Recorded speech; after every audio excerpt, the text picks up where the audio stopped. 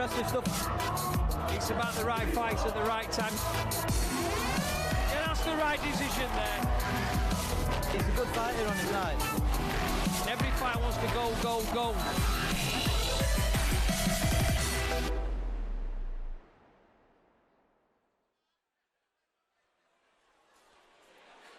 Hello and welcome to Doncaster Racecourse for a night of championship boxing brought to you by Steve Wood and VIP Boxing Promotions, and the main event of the evening, Rhys Mould challenges for the English title. First big step up for him in his career, and he's talked about very highly around these parts. He's in with Sean Davis. Is no mug. It's going to be a good little scrap, that one. Scheduled for 20 to 10, and before that plenty of action. James Rayworth opens up at middleweight, and then Lois Sylvester's in with Ibra Riaz. Callum Smith faces Elvis Dube over 4 at light heavyweight. And then Jack Daniel, who's had a bit of a break from boxing, but he looked really impressive last time out when we were here on the last show. He's in with Bret Fido, and Fido's had a little run of form coming into this one. He lost to Mark Leach for the English title recently, but he's certainly a good fighter, Fido. After that, Sonny Taylor, someone who again is spoken about very highly. He's in with Dmitry Kalinowski, and Taylor Watkins faces Luke Middleton before the main event, Rhys Mould and Sean Davis. Joining me on commentary throughout the night, we'll have John Evans, who as always will be with me. Dave Allen's going to do a couple of fights. Cash Ali's going to come on as well, a big heavyweight. Haroon Headley, I think, might do a fight. And then me and John will do the main event later on. Remember, you comment, hashtag VIP Boxing Live on Twitter. Comment on all the usual platforms, all the various streams. And keep tuning in, because we've got top talent from start to the end. James Rayworth, first up, got a background in MMA. Interesting to see how he transitions into the programme, making his debut tonight. Lois Sylvester, Jack Daniel and Callum Simpson all early on. Plenty of talent, like we said. And Josh Warrington will be joining us for commentary at some point as well. Rhys Mould's teammate. John Evans joins me on commentary now, and it's a big night for Rhys, isn't it? Yeah, this can be the start, can't it, for careers? He only has to look at his stablemate, Josh Warrington. You know, it all started for Josh, really, with an English title fight. He then got a short notice Commonwealth title fight against Samir Munemni. And before he knew it, was headlining at the First Direct Arena. So this is really the launch pad for a career. Yeah, and of course on the last few VIP shows we've had 3 new English titles, and it adds a little bit of pressure to Rhys as well to keep that run going. We've had a lot of success and a lot of guys taking that step up when they get the opportunity, and it's so important that Rhys does that tonight. Yeah, so far we're 3 from 3, aren't we? You know, they all looked pretty well, apart from Mark Leach. We expected Mark Leach to beat Bret Fido, but Jack Cullen and Jack Flatley's fights were tough fights, and so far VIP have got 3 out of 3. So Rhys, I think everyone's expecting him to put in a performance, but this might be the toughest test of all against Sean Davis. Yeah, and Jack Cullen's shown that a win at that English title level and the big opportunities do follow straight after, and there's no reason if Rhys doesn't get the win tonight that he can't go on to big things. But in the other corner, Sean Davis, and it's a big chance for him as well. It is. You know, he's definitely the opponent tonight, isn't it? You know, we're in Rhys's hometown. He's on Rhys's show. Rhys is the unbeaten guy with the exciting style who everyone's looking to get behind. But Sean Davis is more than capable of upsetting the apple cart. You know, he's been on big shows before. He's held international belts, hasn't he, for the WBC? So Sean Davis is a talented guy, and it's a tough fight for Rhys Mould. Yeah, and elsewhere on the card, I think the standout fight is Jack Daniel and Bret Fido. If Bret Fido comes and brings the game that he has done recently, you know, taking Mark Leach the distance for the English title, and he's caused a few upsets on the VIP shows, that could be a cracker. Yeah, Bret got found wanting, didn't he, at English title level with Mark Leach, who was just too clever and too skillful for him. But that back down at 4 and 6 round level, he can beat anybody, as we've seen this season. I think he's probably turned over 2 or 3 of our fighters just this season alone, hasn't he? Jack Daniel looks good though. Jack Daniel will be right on his game tonight. I wouldn't expect Fido to beat him, but if Jack's focus just slips 1%, Bret will be all over him. Yeah, and it's a good name to have on your record, Bret Fido, as well. If you beat him, you know you've beaten him well. He rarely has an off night, and like you said, he's always game, always comes to win. And Jack impressed last time. It had a bit of a break, so interesting to see how he settles back into the ring. And the crowd is building behind us. Last time we were here, you know, there was a few empty seats, but it's packed out already at the racecourse, and everyone's here supporting all the lads throughout the card. Yeah, we got a couple of debutants, haven't we? Big ticket sellers. Callum Simpson looks good in the gym. I know he's done well on the tickets. Taylor Watkins as well. I think Taylor Watkins has been pretty popular lad around the area. Sonny Taylor looked really good on his debut, didn't he? For a big, what do we say in football? Good feet for a big man. Or for a cruiserweight, Sonny Taylor, the way he stepped around his opponent and used angles was pretty impressive, and he really stood out from the crowd. You don't see many cruiserweights moving like that. So there's a bit of something for everybody. And obviously, Reece Moulds fans, you know, it's difficult to sell tickets, isn't it, when they know you're going to win over 4 rounds, or they know you're going to win over 6 rounds. But Reece has got an English title fight now, and the crowd have come out to support him. Yeah, you can see that already. Coming into the venue, they're all fans of Reece Mould waiting out there, coming in to get a bit of food. Okay. Well, like I said earlier, we've got plenty of talent on the commentary team as well. Aside from me and John, we've got Josh Warrington, Dave Allen, Cash Alley, all going to be joining us throughout the night. So if you have any questions for them, fire them over to us and we'll get them put to them throughout the night as we approach the first bell and the first fight of the evening and what promises to be a great night of boxing. Does, yeah. I think we're going to have Josh Warrington's going to help us out with Callum Simpson and Jack Daniel, 2 people he knows well. Callum works out at Dickie's gym in Batley, where Josh does 50% of his training, I suppose, a bit more than that. And obviously knows Jack Daniel as well from the Freedom Boxing Gym in Doncaster. Dave Allen is going to jump on with Taylor Watkins because he knows him well. Cash Ali is going to jump on with Sonny Taylor because he knows a relative. And then we'll have a surprise mystery guest for Reece Mould and Sean Davis.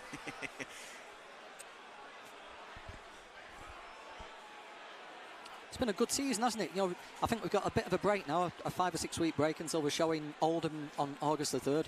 But it's been a good season for VIP boxing. Yeah, and it's really picked up as well with all the English title challenges. And I remember when we had the first 3 scheduled in at the start of the year, everything fell through for one reason or another. Reece was supposed to challenge for the English then, a couple of the other guys, and you know, everything's fallen into place over the last few weeks and months. And like you see with Jack Cullen, he's now got rewarded for that patience. He took the English title fight, looked brilliant, and now he's on the big matchroom card. Yeah, what an opportunity as well. I've seen him open at 4-1 on some places to fight Felix Cash, and I think everybody who's seen Jack fight on VIP shows over the last year to 18 months will be maybe thinking about putting a few pounds on that. Jack's certainly going to come to fight, he's certainly going to make it exciting, and he's going to hit Felix Cash, isn't he? So it's just whether or not Felix can stand up to it. Yeah, and Haroon Headley was saying before that, you know, Cullen is excellent and people don't realise how good he really is until you see him in the gym and in the ring. That jab he's got is so big for the weight, and you know, Cash is going to have to get through that, and no one's been able to do it so far in his career. He's had one loss in Ireland's Last Man Standing tournament, which you don't really count over the 3-round distance. So you know, Jack's going from strength to strength, and he's just shown that you take that step up and the rewards will come. Yeah, he's got an unusual style as well, hasn't he? Because for as big as he is and as rangy as he is and the physical attributes he's got, he does like to get in close and have a fight. I know it drives Ian Harrison and Tommy Battle, his trainers, mad. I think he might have to mix it up a little bit more against Felix Cash. Yeah. Just walking forward and trying to get into range might not do him any favours, but if it does come down to that, we do know that Jack Cullen's got a chin, he's got a heart, and he can punch. Yeah, and the other Jack that won the English title that night, Jack Flatley, and it seems that another fight with Troy Williamson could be brewing, and what a war that was at the arena last time. Yeah, it's tremendous, wasn't it? We always tell people, don't we, to look for that fight on YouTube, and I think a fan filmed it on his video camera. Yeah. It's one of the best films, best fights of last year. One of the best films as well, actually. But a war from start to finish. Jack picked himself up off the canvas twice, didn't he, and turned that fight around and got a draw. Why not do it again? Yeah, right. And it's certainly attractive for the TV shows as well, for that English title, and a win for Jack or Troy in that one could catapult them up in the domestic rankings. And then there's Mark Leach as well, who is right up there domestically. Yeah, the bantamweights are a bit harder to match, aren't they? Yeah. Mark's going to have to wait for his opportunity, I think. Maybe a move down to Superfly and try and get involved with Sonny Edwards, something like that. But Mark's going to have to wait for an opportunity and just be ready to grasp it when it comes. Yeah, and he certainly did that last time out in what was a banana skin against Bret Fido. And we'll see him back in action tonight as well. It was always going to be a difficult night for Bret, though, wasn't it? Stepping up to 10 rounds, but it was the fight he was calling out for so long, and why he went on that little run of his that he did. Yeah, he deserved it, didn't he? You know, yeah. He turned up many a week. Always gives his all. Always gives people a hard fight. But it's like something changed his mind, wasn't it, 6 months ago? And he just decided that I've had enough of losing to these young guys. I'm going to get myself a title shot. Fully earned it, but just there's no disgrace in losing to Mark Leach. He's a very, very talented fighter. Let's see if Bret still retains that ambition or whether he does go fully into journeyman mode now. Yeah, it will be interesting to see how he responds to that, because there's certainly title fights in him, and you know, I think Mark Leach is an exceptional talent that we've got at VIP. Against a lesser fighter at the weight, there's no reason why Mark Leach couldn't have won that. Craig Derbyshire showed it. You know, he's the journeyman that's just gone and won another title, and he keeps racking them up, so it's certainly doable. Yeah, it is. Craig Derbyshire, what a success story.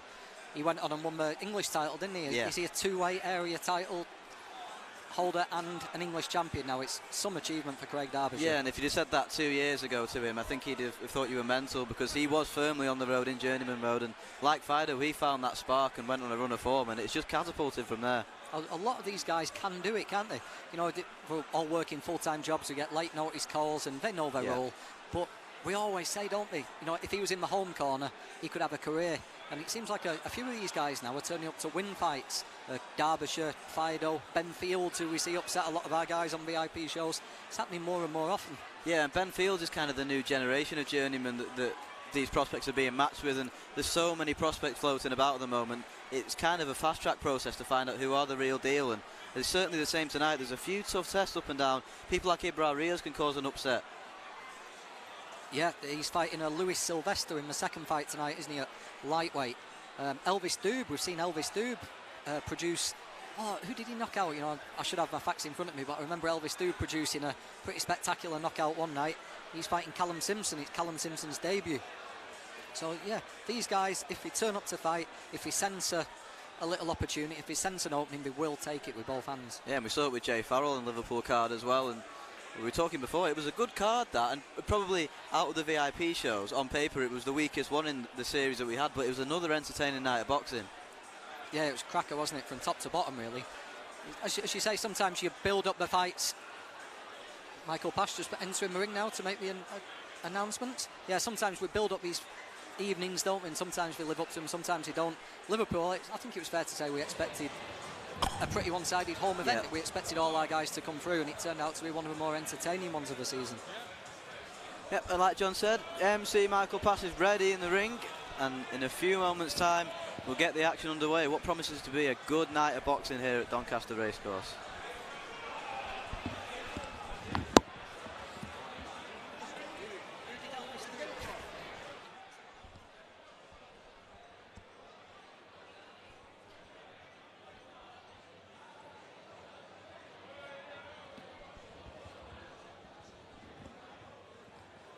Don't forget, no other boxing on tonight, so tell your friends, www.vipboxing.tv, and we're live on YouTube as well. English title action. Michael Pass is just about to get the action underway. He's going to introduce James Rayworth and Zygai Mantas Butkavicius. You notice he's got a bigger suit on tonight. He was telling us before, he's not very happy about that one. Yeah, apparently Michael Pash used to take a 44 and he went for a suit fitting and gone up to a 48. So 2 sizes rather than 1. It's not ideal, that, is it? And he probably didn't want us to say that story, but, you know, he stitched us up enough times. Not as much as his tailor had to stitch up that suit all week.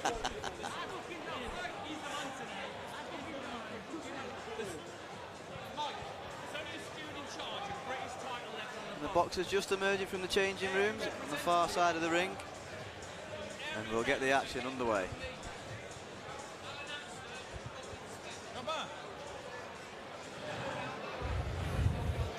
Ladies and gentlemen, a very good evening and welcome to Doncaster Racecourse here in Doncaster, South Yorkshire.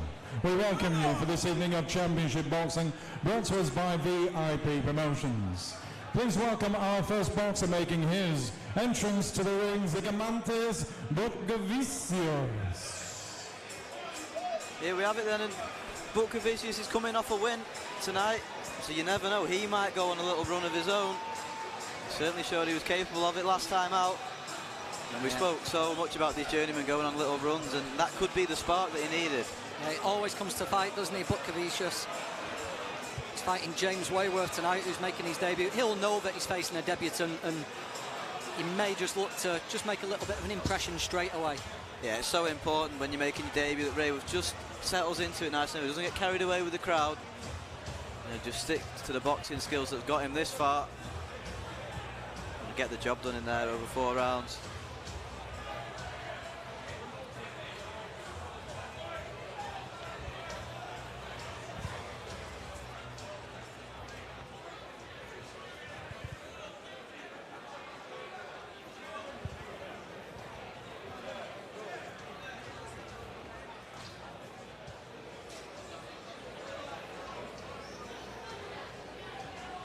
Just waiting for Rayworth to emerge from the changing rooms.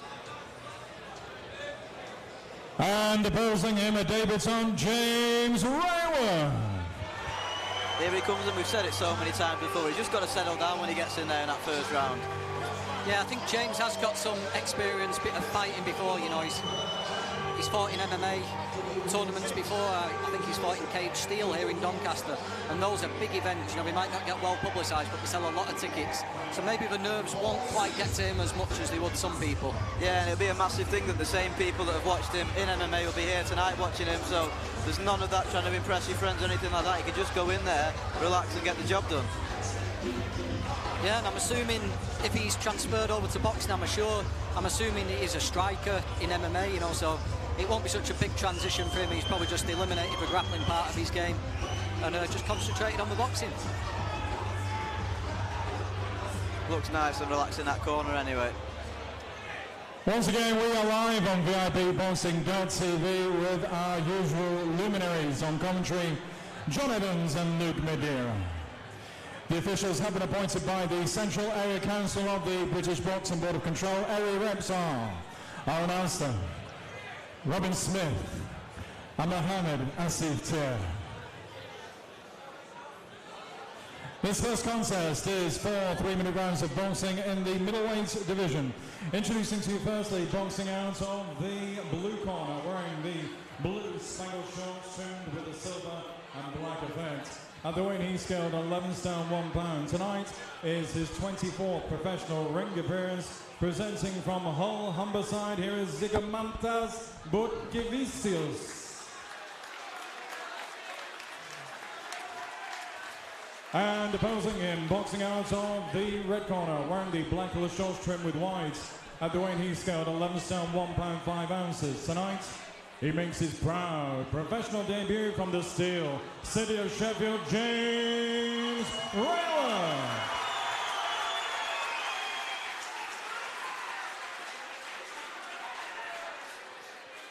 Time for the bell is Amjad Dizza from Dewsbury, and the star referee in charge of the action, the always sublime Mr. Michael Alexander, here from his hometown of Doncaster, South Yorkshire.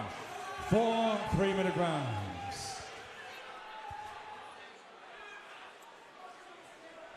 Right, you both know the rules, so let's just have a go at the clean fight, okay? Most of all, remember to defend yourselves at all times, all right? Just go.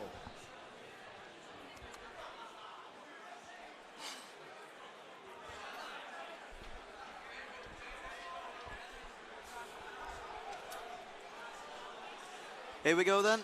Big night this for James Rayworth.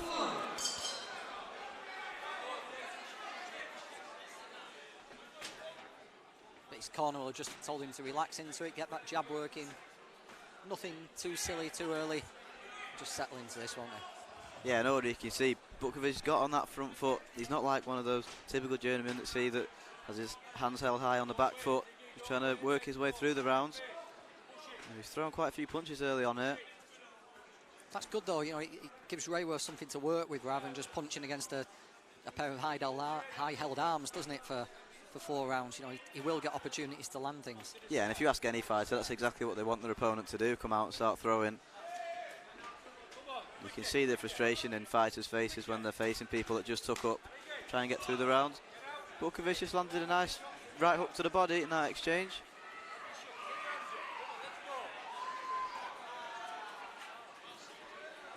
Some nice movement here from Butkevicius, isn't there? Yeah, Ray was just loading up with that right hand a little bit when he's thrown it early on here. Missed with a couple of them. Should we call him Zygis, Luke? He's got Zygis on his shorts. I think it'll make our lives a lot easier. Nice little lead left hook and just countering with a little right uppercut of his own there, Rayworth. Yeah, it's a nice patient start this from Rayworth. He's not rushed any of his work, even though he is under a little bit of pressure in there.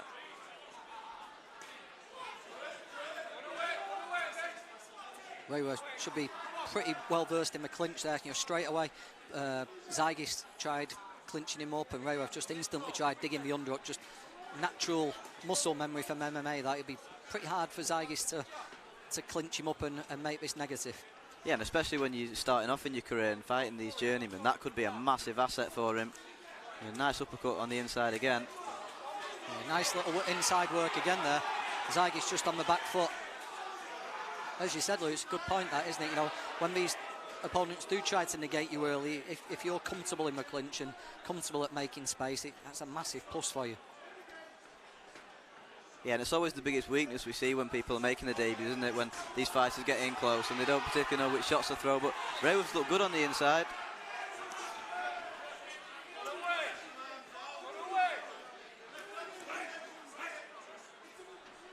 Yeah, and Rayworth has just weathered that early storm from Zygas, and he's just starting to take over.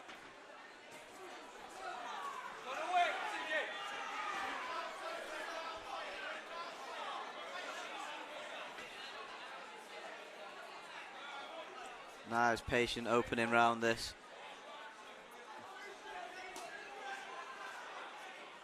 Zygi's just giving ground a little bit more now, isn't he, than he did at the start.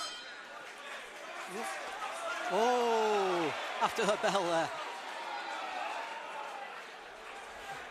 I know we had an incident in Latvia last week, didn't we? The fighters, well, apparently they did hear the bell and just chose to carry on fighting, but that was a white-hot atmosphere. But I don't think we can give those two that excuse, can we? You know, the bell was clear then and we both just decided to fight afterwards. Yeah, it could have been nasty, that. No, luckily, no big shots really landed, but, you know, at least the referee didn't have a decision to make, because it could have been disastrous, that. And maybe that's a sign of the nerves he's got. They're within that corner. Yeah, let's just see how they both react to that. You know, will that have just caused a little bit of friction, a little bit of bad blood, put a bit of aggressiveness into a fight, or will they both just accept that it's just part of the sport and get on with what they're doing? Well, certainly no apology for either man. Well, interesting to see how this second round develops. We usually say the debutant's got the first round under the belt, but Rayworth's got the first 3 minutes and 5 seconds of his career under his belt, hasn't he? Both trying to land big right hands there early on. Heads clashed as well. It's getting rough. Yeah, and it's like you said, they both reacted to that incident at the end of the first.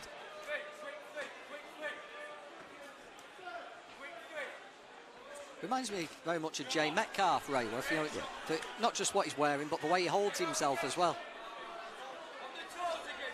Metcalf picked up the Commonwealth title at super lightweight last week. On a show headlined by VIP fighter Josh Warrington, who will no doubt get a few words from him on his fight, his grappling match with Kid Galahad last week when he joins us on commentary. Head's coming in close again on the inside then, as you were talking.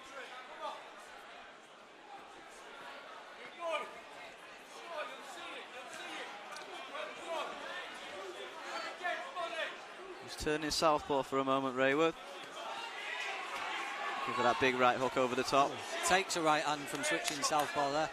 He looks physically strong, Rayworth, doesn't he? Yeah, and he took the shots quite well. He took a couple of big right hands in this round.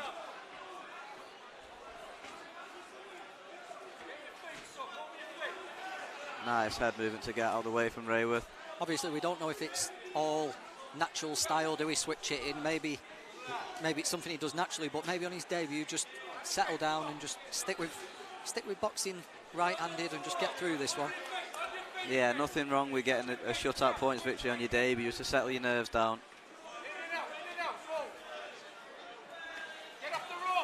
Oh, nice right hook to the head and then the body.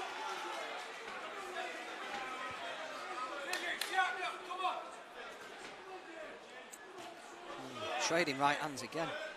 Yeah, both men seem happy to take those right hands as well.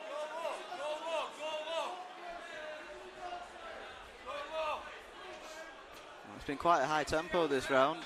It's been a good fight, hasn't it? You know, Zygi's has certainly, certainly hasn't settled into opponent mode, has he? You know, he's come to win. He's bit marked up around his left eye now. Yeah, and I think what you said, I think it sparked him into life at the end of that first round. You know, if he did have any ambition before, he certainly does now. That right hook to the body is working for Rayworth so far. Zygas is reddening up just down that side. A big right hand again from both men. Rayworth's certainly willing to put himself in harm's way, isn't he, to land one? Yeah, you can certainly tell it'll be an entertaining fight when he does step up in levels eventually. Seems pretty happy just to stand in the pocket and trade. Corner working on that eye to the left of us. I don't think it's cut, it's just a little nick, a little bit of swelling. It shouldn't cause too many issues for him. Halfway through this one, it'd be interesting to see how the referee scored those opening 2 rounds.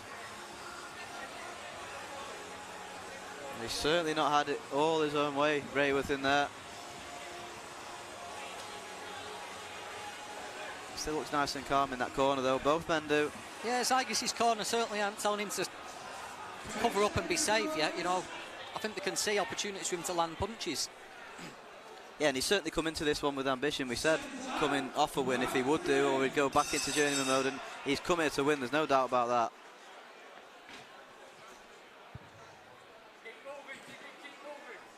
Nice stab to the body from Rayworth.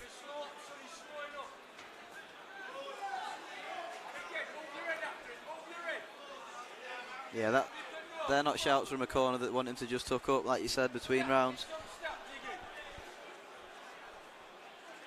That left eye of Zygas is looking pretty angry, isn't it? And there's another right up that lands right on it. Oh, and I think it hurt him, that right hand. He might have been a little bit off balance when it landed. And maybe that's why Rayworth has turned southpaw, because you can see that nick. Just looking for that big right hook over the top. There it is again. And that's certainly the shot for Rayworth. Yeah, and that's certainly the shot that's made sure that Zygas does go on the back foot, isn't it? So it's just knocked a little bit of ambition out of him, that. Yeah, and he certainly can't keep taking them.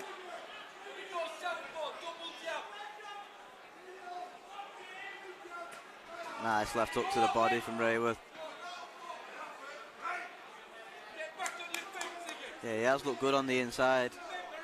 Rayworth in this one, like we thought he would. Just starting to open up that nick over the left eye of Zygas. Takes a right hand though there, Rayworth, doesn't he? He is open to that, but he looks very strong and very solid. He just seems to be able to take the shots. Yeah, and he's walked through everything that he's been hit with so far. And the corner don't seem too concerned by it either, so it's clearly something that they've seen before from him in the gym. They're just telling Rayworth to move to his right and away from that right hand, his corner. Landed another right hand over the top. Minute to go in this 3rd round. And both men are putting everything into these big shots and ended up unbalanced after throwing them. Don't forget, tell your friends, www.vipboxing.tv. I think we're the only show in town tonight, so English title action as well. You know, no knockover jobs tonight. It's Reece Mould fighting Sean Davis for the English featherweight title. Yeah, and if this is anything to go by, we're in for a cracking night of boxing. Been a good opening fight, this one. Into the last 30 seconds, and again, Rayworth trying to tee off.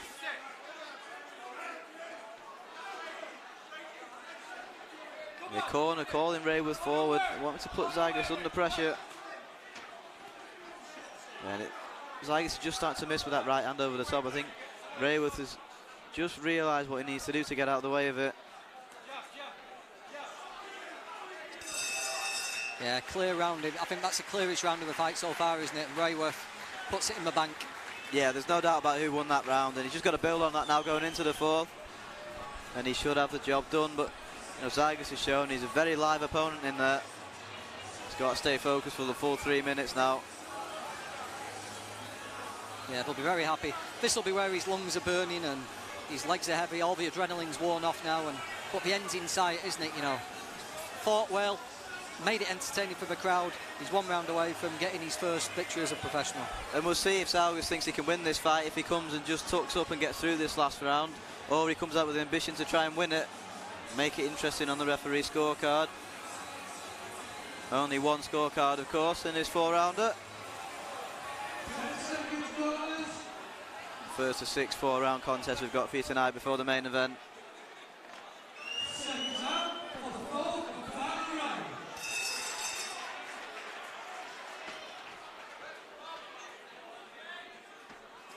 Just waiting to throw that right hand again immediately, Rayworth. Nice little uppercut on the inside. He's landed that a few times now on the inside. Nice shot for him, Rayworth.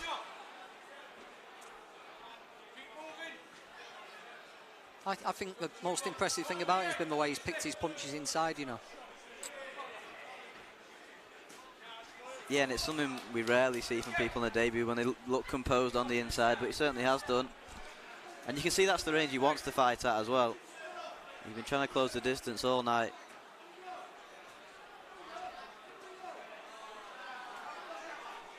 He's taking a few on the inside.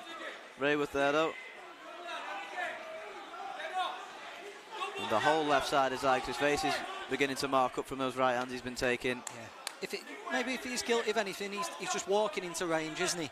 You know, he's not coming in behind anything. You know, he's not using a double jab there. But if he came in behind that double jab, I think he'd have a bit more success. But it's hard to criticise someone on his debut who's on his way to a win.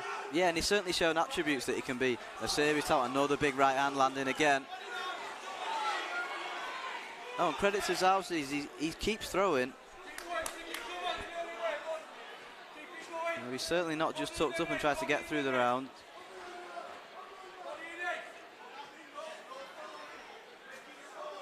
Solid jabs exchange there. Nice little left hook on the inside from Rayworth.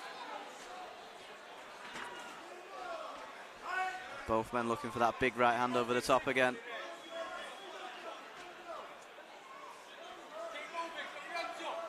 Early on it looked like it could be a difficult night's work for Rayworth, and he's certainly done well in the last couple of rounds to just make it a little bit more comfortable for him. Has picked up a little war wound, hasn't he? You know, a nosebleed, so Zygis has landed something in there to just get his attention in the last couple of rounds. Yeah, he'll certainly know he's been in a fight when he wakes up in the morning, but 45 seconds left of this one, and it's been a decent debut, this.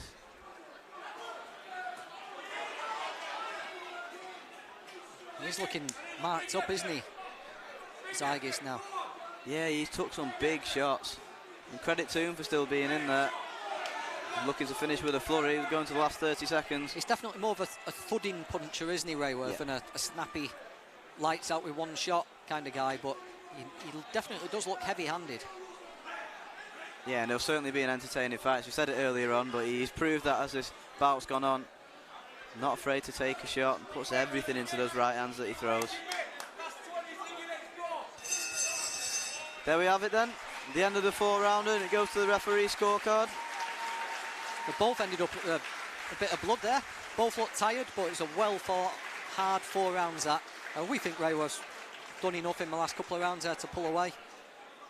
Maybe we're being a little bit harsh on the first two. We're about to find out, but a good performance there from James Rayworth. Yeah, decent debut and a good choice of opponent as well for him. He's not just breezed through those 4 rounds like so many prospects do. He's had to win each round, if he has indeed won every round.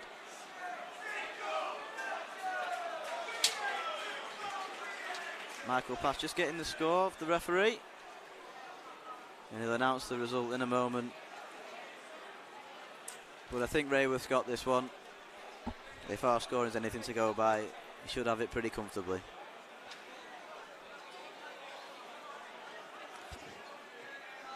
Here we go, about to get the official announcement from Michael Pass.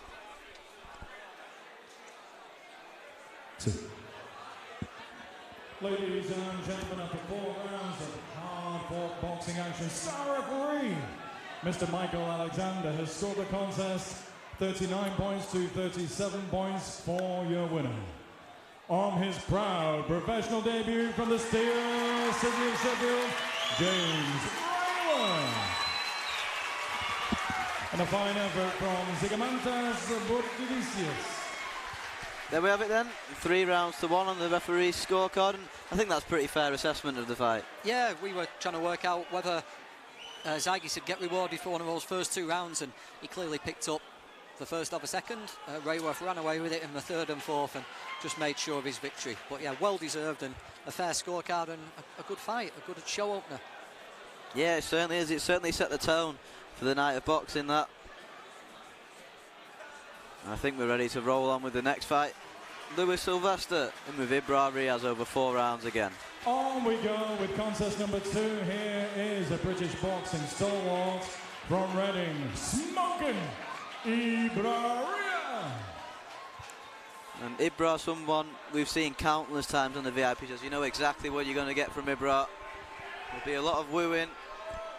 Yeah, I've seen Ibra more than I see my family. I seem to see him every single Saturday, Ibra Riaz, but you know exactly what you're going to get. And it's a massive measuring stick, this, for the prospects coming through, because literally everybody around these weights has boxed Ibra Riaz at some point in their career.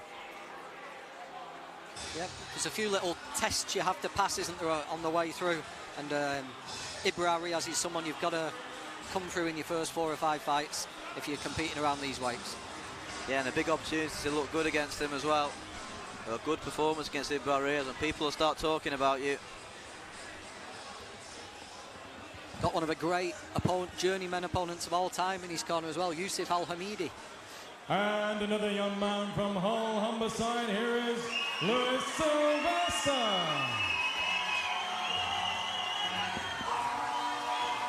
And here comes Lois Sylvester. And this really will be as tough as he wants to make it tonight. It will, yeah. He's from Hull and he's coming out to a bit of a house martins, a Hull anthem, this, Caravan of Love. And looking around, you know, he's bought a few tickets, bought a few fans, and we're all singing along to it. So maybe he's a little bit of a character and a popular lad around Hull, Lois Sylvester. Yeah, it certainly looks to be that way. He's milking it as well, isn't he? He's enjoying this. He's doing the little dance before he ring walks. Making Ibra Riaz wait in the ring as he begins his ring walk. At some point, he's waiting for the chorus, isn't he? It's like on Sky where they make them dance on the little podium until the chorus starts. Here comes Lois Sylvester.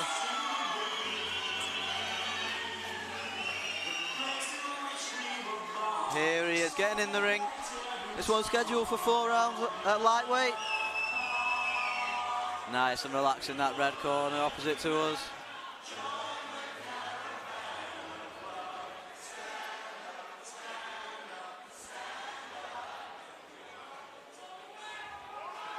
This second contest, ladies and gentlemen, is live on VIPboxing.tv. Don't forget to send us your tweets via the hashtag, also on Facebook and my old favourite, YouTube. All those outlets are available live, or maybe slightly delayed.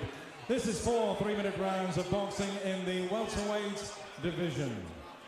Area representative Mohammed Asif Tar is now at ringside with us too. Introducing to you firstly, boxing out of the blue corner, wearing the black shorts trimmed with silver. At the weight he scaled 10 stone 1 pound. Tonight is his 173rd professional appearance. Please welcome from Reading, one of British boxing's finest stalwarts, Smoking Ibra Riaz. And opposing him, boxing out of the red corner, wearing the white shorts trimmed with the gold and white carpet effect. At the weight he scaled 9 stone 12 pounds 5 ounces. From 2 contests he has 2 wins. Presenting from Hull, the undefeated Lois Sylvester. Timekeeper at the bell is Gary Grennan from Burnley. Referee in charge of the action, Darren Sargentson, 4 3-minute rounds.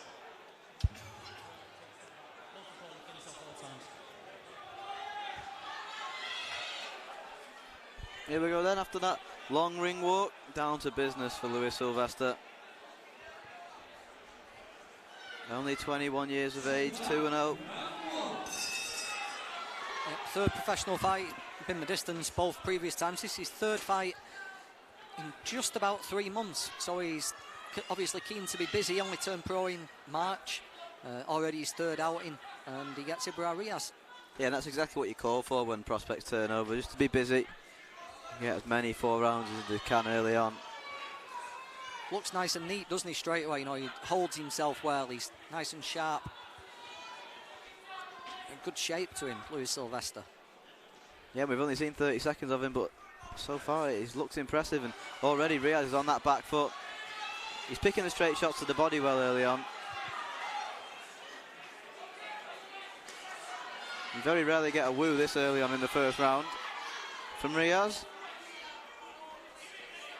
Solid jab there from Lois Sylvester, picking his punches really nicely. Yeah, he's picked that straight jab to the body really well early on. He's thrown it through a few times now.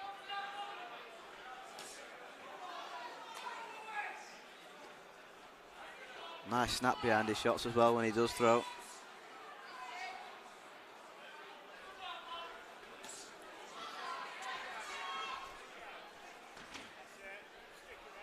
Nice little feet there as well, making Ibra fall short. Yeah, so far really impressive this from Sylvester. You know, considering, like you said, he only turned pro a couple of months ago. He's settled down nicely into the pro game.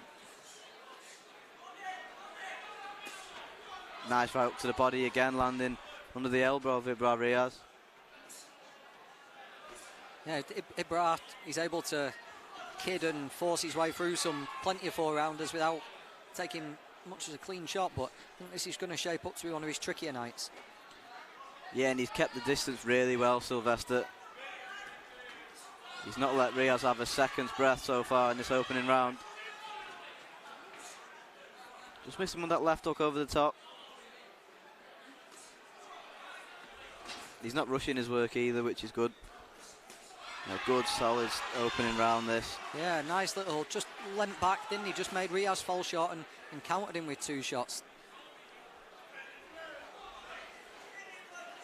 You know, we see over the course we've been doing this now for VIP, Luke, you see hundreds of debutants, don't we? But you could just tell by the way Lois Sylvester answered the first bell. You know, he's very young in his career. You could tell by the way he held himself for shape and the way he's picked the punches that he's just going to be one to watch, Lois Sylvester. Yeah, and the most impressive part is probably the fact he's not got carried away with anything either. When he has had success, he just reset himself and gone again and dominated this opening round.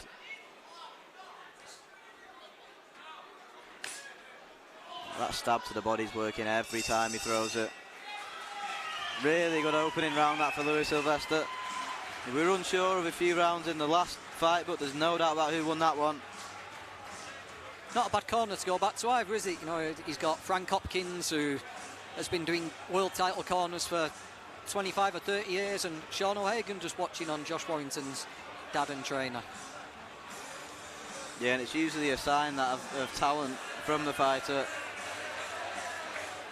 They're nice and relaxed as well in that corner, listening to every instruction he's being given.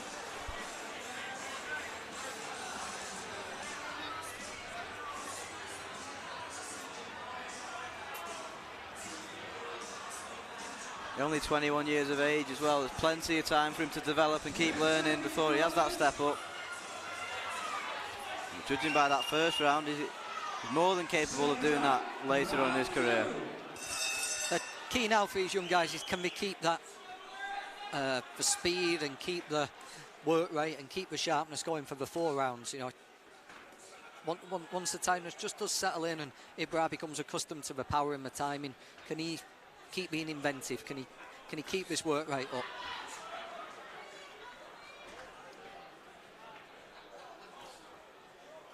Maybe give him something else to look at, you know, rather than maybe go on the back foot and show some different sides to his game.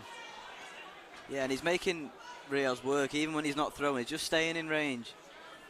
He's comfortable taking shots on his gloves and using his feet to get in and out. Nice work again, following up from that footwork on the back foot with a jab of his own.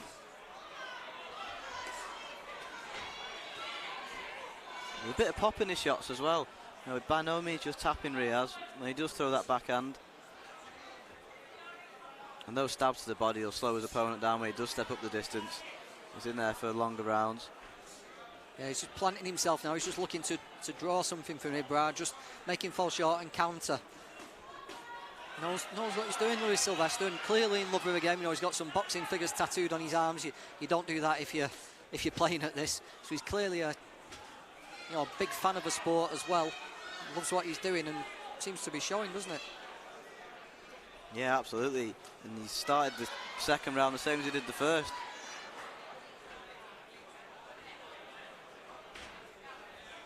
Nice footwork again to get out of range. Now he's landing every time he throws as well, which is something that you don't usually see when Ibra Riaz is in there. Be interested. Ibra usually leans over a top rope and gives us an assessment of his opponent, doesn't he? Be interested to hear what he has to say after the fourth and final round of this one, if it goes that far. Well, there's certainly a long way before we get to that point. He's being made to work here, Ibra Riaz. Nice work against the head and body and following up with the uppercut. He certainly kept that intensity up that he had in the first round. Right, uppercut started working in this round. Yeah, and like you said, he's starting to show different things in the second.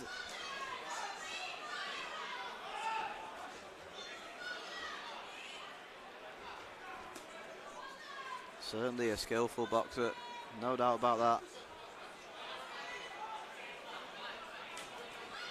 Coming towards the end of the second round, it's a little head clash in there. It's a quality of people like Ibra, though, isn't it? You know, he's managing to stay safe, because be under no illusions, Lois Sylvester's trying to knock out Ibra Riaz here, and for Ibra to, you know, just be able to stay safe and make him work and mess him around and hold him, it just shows his skill. Yeah, and there's not many people better in the game than buying themselves seconds than Ibra Riaz. Another good round for Lois Sylvester, though. Hashtag VIP Boxing Live on Twitter. Send in your comments. Let us know what you think of Lois Sylvester. We will read them, I promise, but the signal in here tonight isn't so good, so keep sending them in, and when we do get some signal, I will try and catch up. Yeah, Dave Allen, Cash Ali and Josh Warrington joining us on commentary throughout the night, so if you have any questions for them guys as well, fire them in.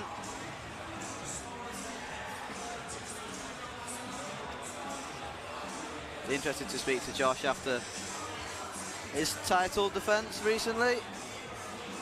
We're sure we'll get his thoughts on that and what's to come for him as well.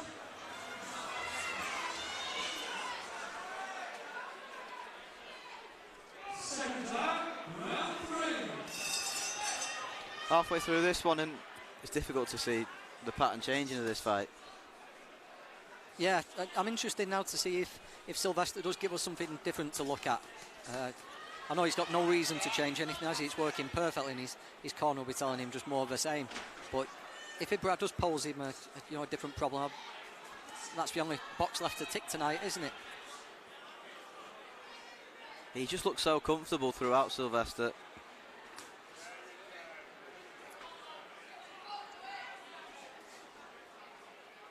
That stab to the body certainly a shot that he's going to use when he steps up in levels. Real asset to have if you can stab to the body well. Yeah, it's underused quality by a lot of young fighters, isn't it, for body work, and especially the jab to the body, but Sylvester's used it straight from the opening bell. Yeah, he's still picking his punches well. You can see he's thinking about the work.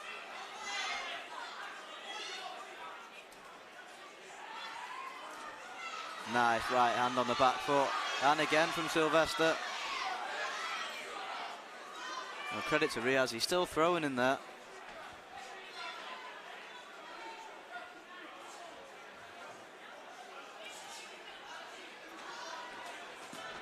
Exchange left hooks there. Ibra just landed a shot, you know, first clean shot I think he's landed. Yeah, a little bit of success for Riaz halfway through this third round. Sylvester missing with that left hook, lead left hook that he threw. Another good round this for Sylvester, but Riaz has just had a little bit of success. Again, loading up with that right hand, looking for a big shot, Riaz. Lovely work from Sylvester on the ropes, the body. Yeah, straight back onto the front foot, Sylvester. He wasn't having any of that. He's just bullied Riaz straight back and put him back into his place. Yeah, really good pressure this as well from Sylvester. He's not letting Riaz have a moment's breath.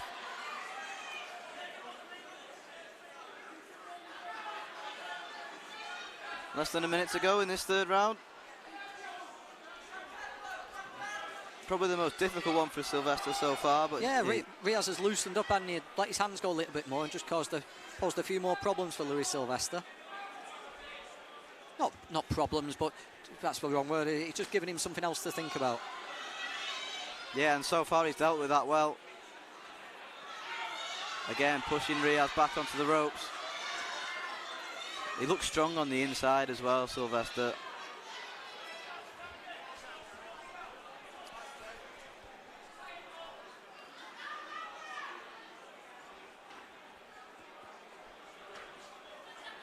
Riaz missing with that big right hand over the top. He's looked for that shot a few times in the third round. Yep, just a little nod of respect there from Sylvester. He'll appreciate exactly what Riaz is doing in there. Yeah, and bar anything dramatic, Sylvester's not far away from getting the job done here. Really good opening 3 rounds. You know, like you said, to see if he shows us something else in this last round now. He's got the fight all but won. There's absolutely no doubt who'll be ahead on Darren Sargent's scorecard at the moment. Still looks nice and calm in that corner as well.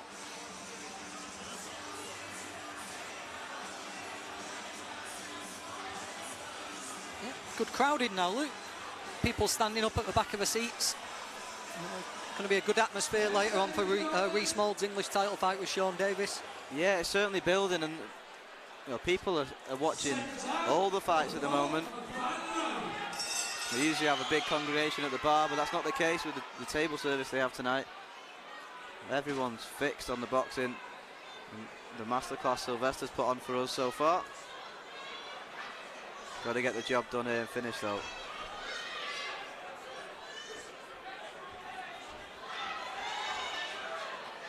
Riaz still looking for that big shot.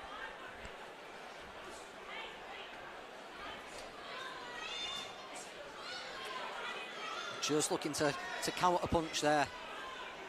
Sylvester looking for that little left hook. Didn't quite time it right, but you can see what he's trying to do. Yeah, and he has been trying to draw a lead from Sylvester. And Riaz is just giving him a little bit more to work with now.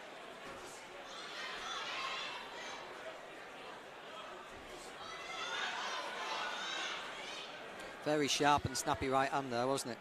Yeah, and we were saying in the first round, see if he can keep this up, this intensity and this tempo, and he certainly has done. You know, he's still got that speed and that pop in his shots.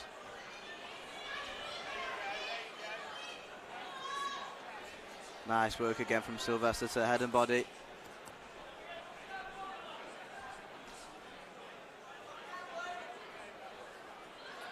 Really good performances so far from Sylvester. Yeah, coming into the final 90 seconds. Lois Sylvester well on his way to 3-0. Yeah, and there's certainly no reason why he can't keep busy now as well over the summer months. Get another couple under his belt, step up to 6. There's certainly no rush with him, being the age he is.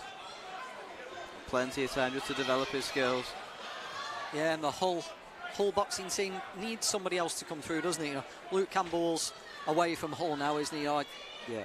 And unless he ventures back when his career's dwindling down, I don't think he's going to be seen much up there anymore. Tommy Coyle's coming to the end. If he does have one more fight, that'll most probably be it for Tommy.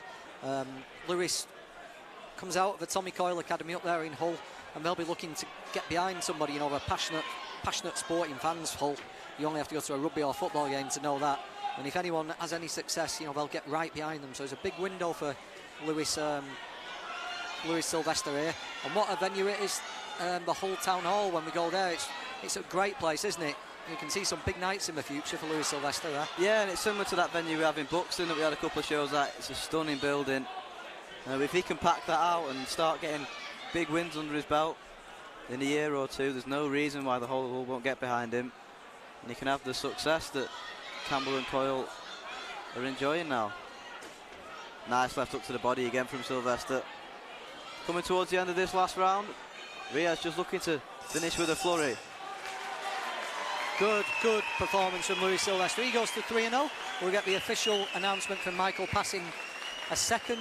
We'll see if we get Ibrah's customary word during the course of all this. I was pretty impressed there. Yeah, a little nod of appreciation from Ibra when they touch gloves. You know, he certainly knows he's been in a fight, and he's been in with all these prospects. He knows what a good prospect looks like. Certainly been in with one tonight. We'll hand over to the MC Michael Pass to get the official result, but there's absolutely no doubt about who's won this one.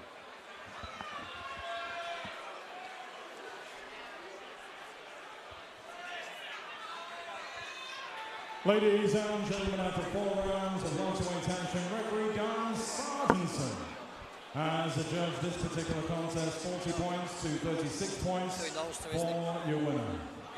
Now undefeated in 3 professional contests on Hall, homicide Lois Sylvester. And again effort, a young man who's now 174, not Reading's smoking Ibra.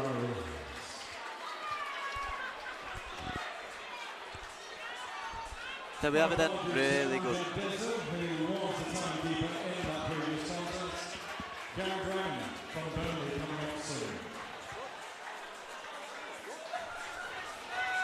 Really good performance that from Lois Sylvester.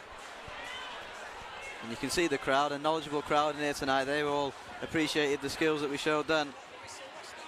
On we go with contest number 3, ladies and gentlemen. Elvis has entered the building from Derby. Elvis Dubé.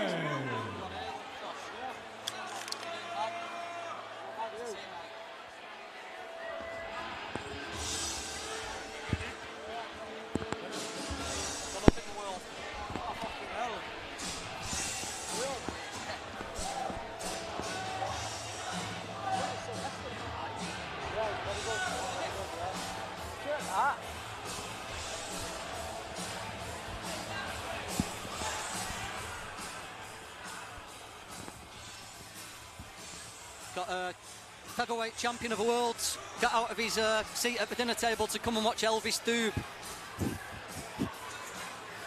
Got Elvis Dube fighting Callum Simpson, Josh. Yeah, I've got more experience. Yeah. Elvis, we had Kid Gallade's Elvis last week, and Elvis Dube tonight. It's Callum Simpson's debut, but he's in Dickie's gym a lot, isn't he? He is. Seen Callum training for last year or so in our gym. He's got a brilliant crowd come up from Barnsley and surrounding areas. Sold a load of tickets. He's a very nice guy. Trains hard in the gym. Decent amateur experience. Yorkshire champion a fair few times. And I've seen him spar as well. He can really go. Yeah. He's sparred with a few pros already who've done quite a bit, and he's held his own in there.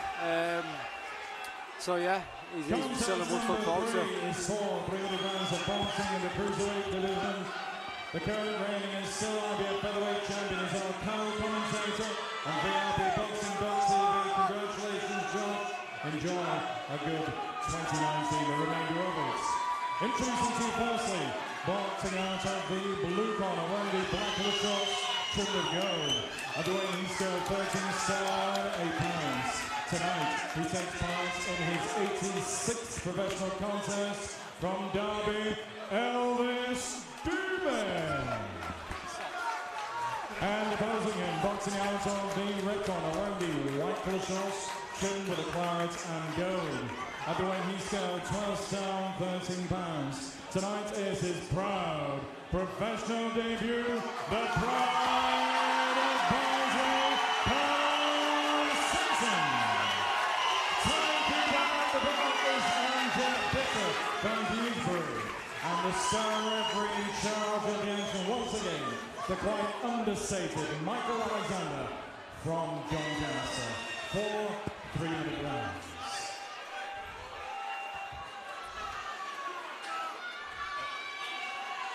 Well, lads, you both know the rules, so let's just have a go at the ground fight, okay? Most of all, want to defend themselves at all times. Okay.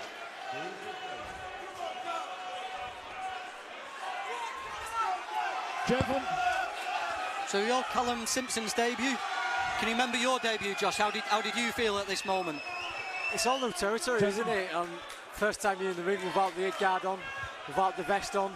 You know, you've got them tight gloves. I think the amateur gloves have quite a bit of padding to them, and these ones are a little bit more ruthless. I think everything else is more or less the same. Callum very supported tonight. They've got a very passionate crowd here. Yeah, they'll have followed him from the amateurs, won't they? You know, Yeah, he'll have had yeah. some big nights out there, and so he'll be used to the crowd. But you know, I tell you, he's relaxed, really relaxed in the change rooms. You see a lot of fighters making a debut and really nervous, but I think he was taking everything in there. And backstage, he were enjoying having his hands wrapped. He were enjoying the warm up and everything. So all new territory, but start of a journey, and I think he can certainly go on to title stage. He's got to get past Elvis first. Big lump, Elvis, but he can land it. I've seen him take a couple of kids out earlier who've just taken their eye off the ball.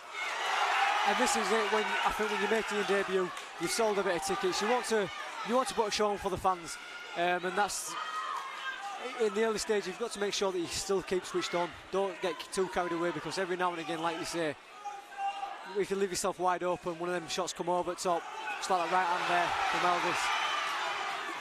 Oh, nice little left hook there. You'll know this better than most people, Josh. Is it easy? Not so much now, because I think you're used to it, but is it easy to burn yourself out early, trying to make an impression early to impress the fans when you're first getting used to fighting in front of such a big crowd? Most definitely. And that's what I'm trying to say there. When you land a few shots, you hear crowd roaring, and you want to give them a little bit more, so they keep on roaring, and you kind of working not at your pace, but at the crowd's pace. And this is what you learn only through experience. But Callum's doing all right here. He's keeping himself level-headed. He's going back to his shape and just stepping off him. I think that's what he needs to carry on doing. Just have a little look. Don't get too giddy. Obviously, everyone wants to get a stoppage on the first one and make that that record look impressive. But at the end of the day, it's about getting a winning experience. Yeah, it's getting that little green box ticked on box rec. That's the most important thing on your debut, isn't it? You don't want to stumble at this stage. Most definitely. Love the combination there. And like you say, you can burn off a lot of nervous energy, a lot of tension energy when you're not working at your pace. You're trying to work for the crowd, and you might think that you've got loads left, and then you let a load of punches off, come back, and it's taking a little bit more out of you than you first thought. A little bit of a mark there around Callum's right eye. Yeah, I was talking to Nick, you know, who knows Callum well before the fight, and he's boxed exactly as Nick said he would. Quick burst, you know, he'll wait for an opportunity, and when he sees it, he just lets his hands go. He'll throw 15-20 punches and then get out of the way and wait for another chance. Yeah. So his natural style's not been altered. You know, the nerves haven't forced him to do something unusual, so he's boxing perfectly as he usually does. Yeah, nice. He just got caught with a little right hand over the top then with dropping that left hand. It's just little shots like that, not much in them, not really too dangerous, but you don't want to be taking too many. You want to iron them out, them mistakes early doors. He's found the target off and on in his first round. Yeah, no, he's using that uppercut really well. Obviously Elvis a little bit smaller, so he's able to just fold that undercut under. So good first round for him. He'll back to his corner there where he's got the same people who were with you last week, Josh. Some corner to go back to, isn't it? Three familiar faces there, the experience in Frank Hopkins, the cutsman. That's my pad man there who's talking to him, Abdul McGarber, and my strength conditioning coach, Mark Early, as well. So yeah, three familiar faces in the Leeds Warrior corner. Well, what's it like having Frank Hopkins leaning in your face in between after round 8 and 9? He's not too bad. You know, he started to put aftershave on, so he doesn't smell too bad in between rounds now. Does he try and tell you about his little superstar in between rounds? Not now. I think I've heard it that many times that he's kind of worn out himself. So he's always good for the experiences, Frank. Now and again, he just backs me head up, and if he thinks I'm not listening, he'll bash me on the head at wall ball.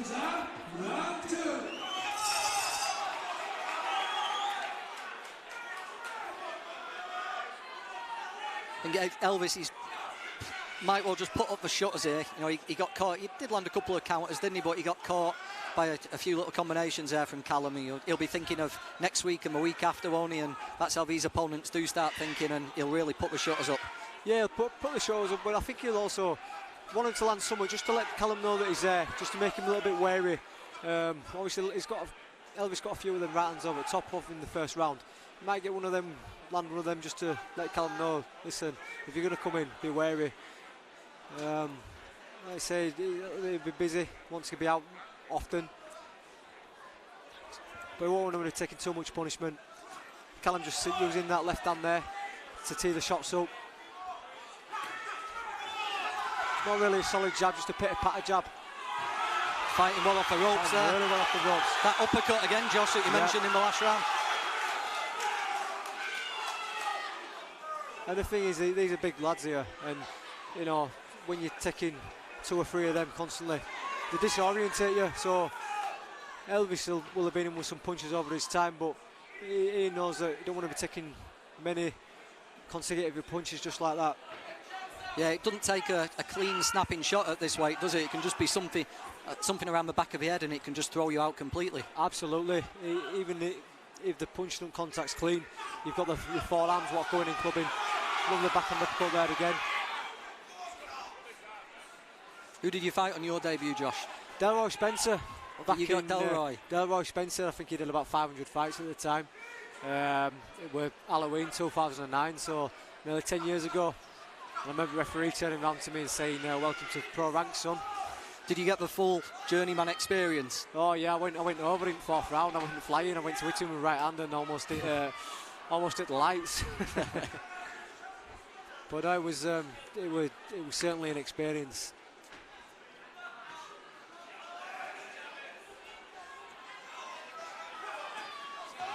Liking what Callum's doing here. Yeah. Taking centre of the ring, using that front hand, long backhand, bit of feints. Set that really well. He's an accurate puncher, isn't he? Very much so, yeah. And you see little things what he's doing there. He's letting them combinations going, and he's changing his angles, moving round. Obviously Elvis is tucked up, but when he's looking back up, Callum's not stood in front of him. He's moved off. Yeah. Although he's having success when he's in close and letting the punches go. He's actually using his range well and his height and reach, isn't he? He's landing and then he's getting out of range again. He's doing well to get the shots off inside, because you see some of the tall lads and they can't really fight inside, but fighters like Callum Smith can do really well, and we've got another Callum here, Callum Simpson.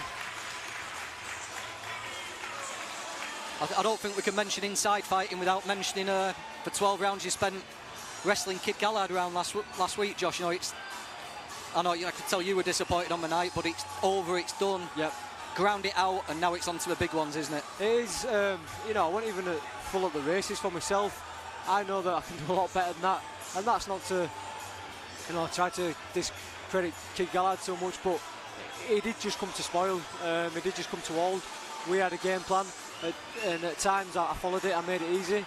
Other times I just got a bit reckless. But it come to spoil. The main thing is, I got the win. I moved forward.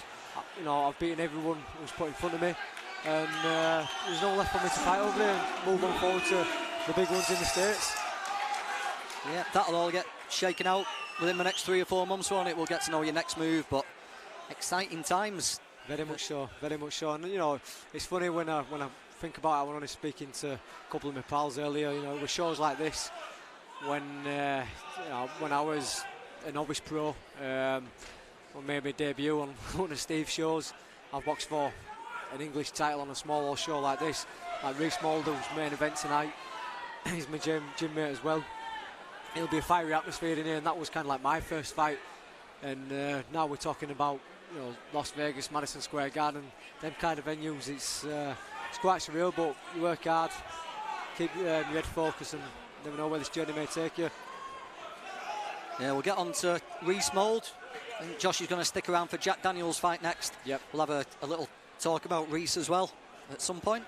But at the minute, it's Callum Simpson just settling down into his 3rd one. So he's fighting at a very good pace here as well.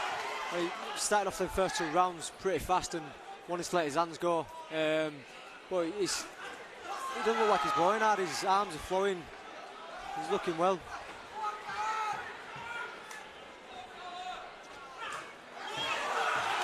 Big right hand there, wasn't it? So Bret went flying off Elvis's head.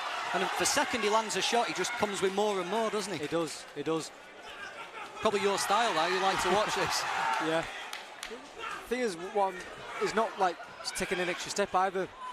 He's keeping that distance. He's keeping that distance. He's hitting that jab. And when Elvis plants, Callum plants and make sure he's got that distance in between the shots, so he's not smothering him up too close.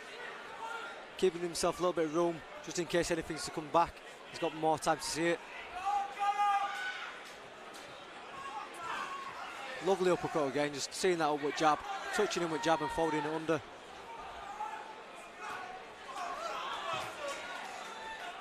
You might not notice it, Josh, but it must do him the world of good to be able to see how you're going through your training. And when you were coming up, you spent a lot of time with guys like Gary Sykes, didn't you, who were competing at a high level. And Callum will be looking up to you, won't he? When you're in the gym and he sees what you're doing, he can't help but soak it up. You know, you're at the highest level now, and it's going to benefit him no end. 100%, and not only that either, John. I think when we're doing bits of the training, bits of the circuits, you know, he sees what we're going through, and you know, now and again he joins in with some of the stuff that we're doing, and obviously went on and as having a really good engine and been able to do the 12-round duration, and it's down to the way we train. And obviously when you're training alongside us, he wants to impress, he wants to make sure that he can do it himself, so he'll push even harder. It's always learning. He certainly seems to have that engine. You know, the pace hasn't dipped at all, has it? Picked out really well, finished that last 30 seconds really impressively, and his little ring craft there at this early stage, impressing the judges right at end. I mean, and he's winning it quite convincingly, but that comes over time. But he's doing it this early. The smile on his face there, he's really enjoying himself here. I think he'll remember this debut for a long time. What's the type of lads are we in the corner? You know, Ahmed's a character and Mark's quiet, Frank's Frank. But what are we like? You know, if he's doing well, will we praise him and boost his confidence, or will we just pick up the things we'd like to see improve? You know, how do we go about it in that corner? Yeah, I think Mark will give him instruction about what's probably coming back, and Abby will be probably talking about the offence. Yeah, they'll be pinpointing things that you know, what he could do better. Maybe still a little bit tight with his defence, but I think overall they'll be pretty happy with this. They'll look best pleased anyway. Is that Yusuf Alamidi as well over there, Josh? Yep, Yusuf Alamidi, who he's been about the block forever, boxed absolutely everybody, anyone and everyone. He beat Crawler. I think he did, didn't he? Yeah. Give John Murray a good old fight many years ago in Nottingham. Experience, a lot of experience there. You know, Abdul Mugabe there, who's in corner as well, who's our pad man, boxed all over Wales as an amateur, and he'd done a fair bit on the circuit as well. Yeah. Last round here for Callum Simpson, and so far so good.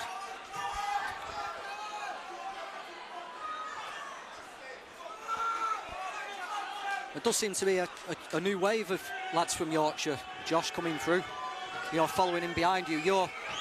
I know you said before you're not at the arena again. You know, you've gone now, so we're looking for the next wave of people to come to the arena and to fill up the Doncaster Dome, aren't we? Well, this is it. I think over the last few years it's probably quietened off, and obviously me myself being up there in Leeds, but you are always looking for the next prospect to come through.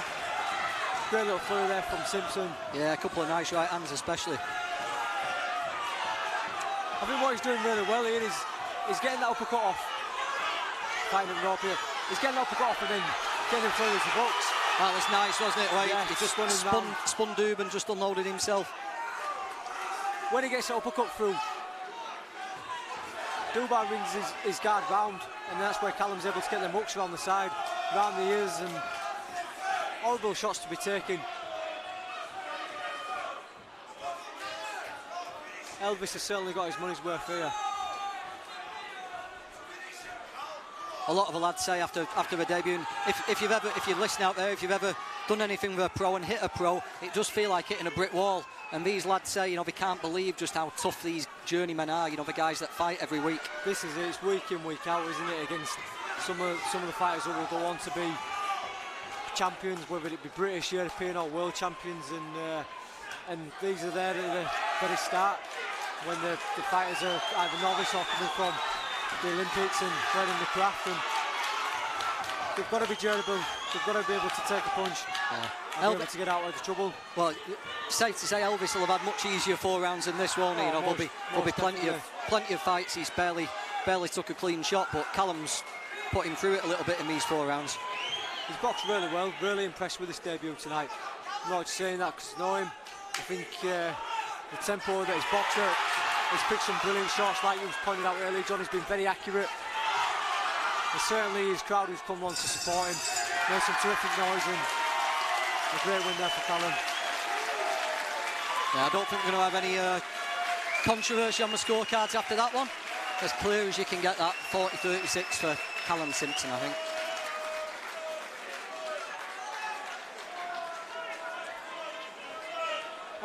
The thing is, John, in your early stages of your career, you know, you want to get a stoppage, you want to get a knockout, so you can tell your pals and your friends and your followers. But equally, if you're putting on performances just like that, then your fans and your followers and your friends are going to come away entertained. You would have enjoyed that.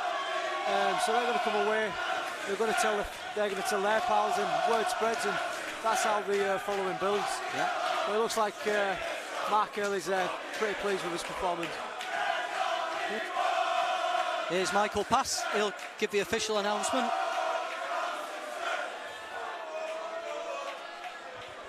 Ladies and gentlemen, before we render the decision, let's give both boxers a round of applause. A real top opponent for Pastor contest Elvis Duby and indeed Callum Simpson. Star referee Michael Alexander has scored this contest 40 points to 36 points for your win. On his proud professional debut, Callum Simpson.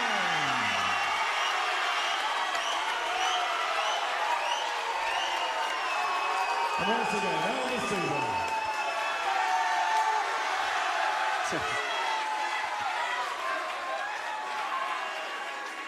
He enjoyed that, didn't he, Callum? He did. And you know, you only have a debut once, don't you? I mean, he'll come out there now, he'll go see his pals, and he'll feel like top of the world. Well, you know, it's a great feeling. Go on, you might have beat Delroy Spencer on your debut, but where did you go afterwards?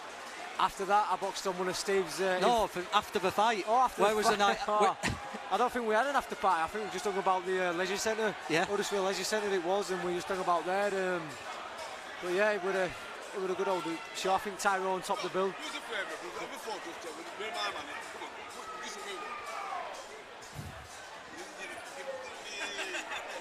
Go on. On we go with Of course I will. number 4, ladies. You don't get this on Sky Sports. Right. We're working and we're taking photos as well.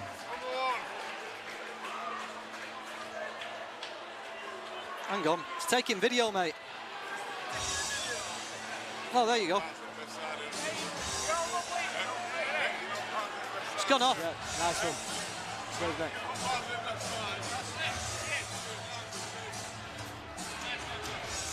Top on. Doing a bit of fans meet and greet whilst we're doing the commentary. He'd said it's a video.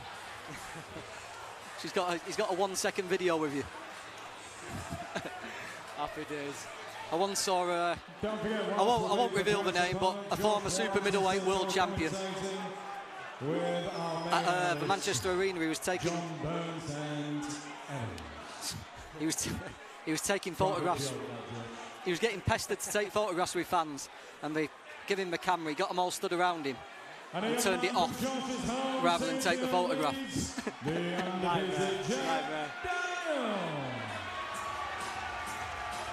So Jack Daniels coming to the ring now. Leeds lad. I know Jack, known him a long time. Seen him throughout the amateurs. Won quite a few nationals as schoolboy and junior BA. I'm sure he represented England, might be wrong on that one. Yeah. But yeah, he's a very good amateur. Now in pro ranks.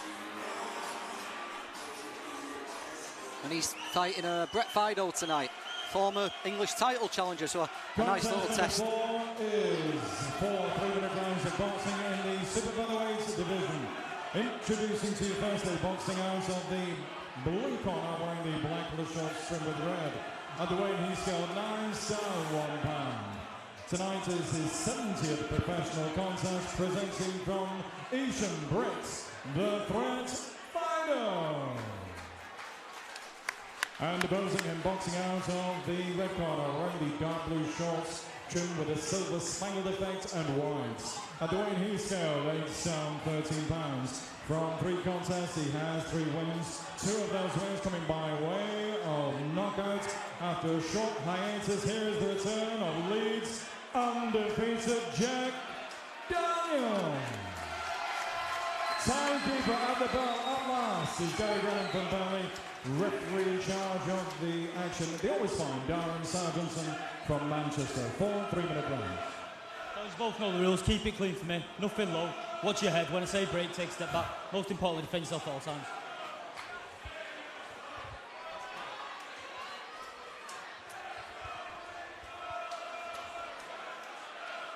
We know Jack Daniels' fourth professional appearance now against Bret Fido.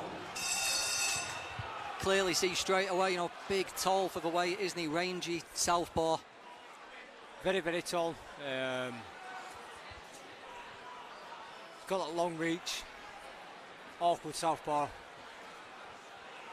He likes to enforce the fight, but at the same time can go on the back foot, make you look silly. Been impressive on his last couple of outwins. He boxed here.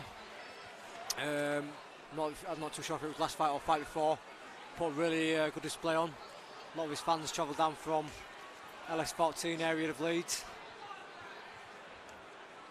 Cockbeck pub. I know a few of them support myself as well. Yeah, have you got half and half scarves, Jack Daniel and Josh Warrington? Something like that, something like that. Yeah, he's a very quiet kid, is Jack. But, you know, I've seen him have some absolute wars in the gym. Don't mind having a toe-to-toe tear out, but looks like he's just boxing it out clever here. Yeah. Always a little bit difficult at times when you're fighting down against a smaller man, when you've got to punch down. And your man here, Bret, boxed for English title, then he's going to know a little bit of ring craft. He's going to be quite clever. No, not to go rushing in with the southpaws. Yeah, a few times this year, I think 4 or 5 times just this little season, Bret's turned up on these VIP shows and upset the fancied guys. You know, he seemed to get a bit of determination. He won 7 or 8 in a row and got a couple of draws and got that English title shot. So maybe, you know, maybe that didn't go well for him. He lost to that Mark Leach, who's very good. Yeah. Whether he's got another run in him or whether he's just going to settle into journeyman mode now, we'll see. But if Jack doesn't quite turn up, Bret will beat him. You know, it's as simple as that, really. Yeah, and this is it. I'm always intrigued about when contenders take that transition from, you know, challenging for titles and then into the journeyman.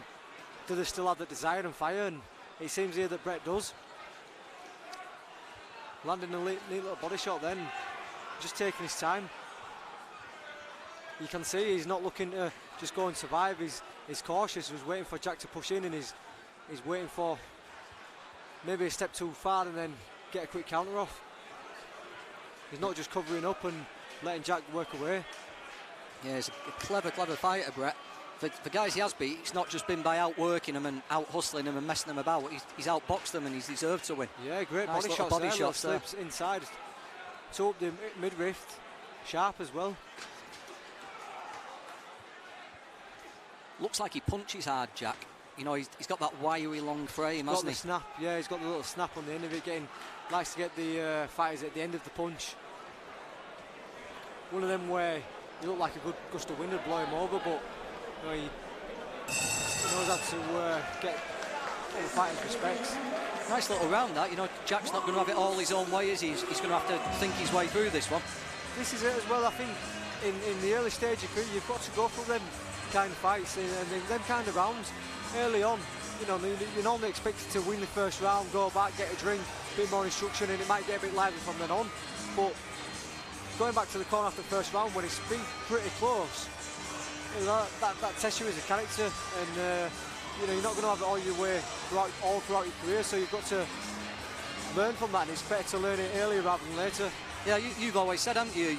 You reckon you're so strong now because you had these tough fights against tough, experienced guys. When you were a gust of wind, would it look like it had blown you over? Yeah. And that's what's toughened you up and made you so strong now. So it's only a benefit, isn't it? Yeah, most definitely. I mean, everywhere else who boxed a few fights ago, I boxed in as a young, 19-year-old lad, and he's that ring craft, that experience, but gets toughened you up for the big world title fights, and climbing that ladder against the different styles and opponents.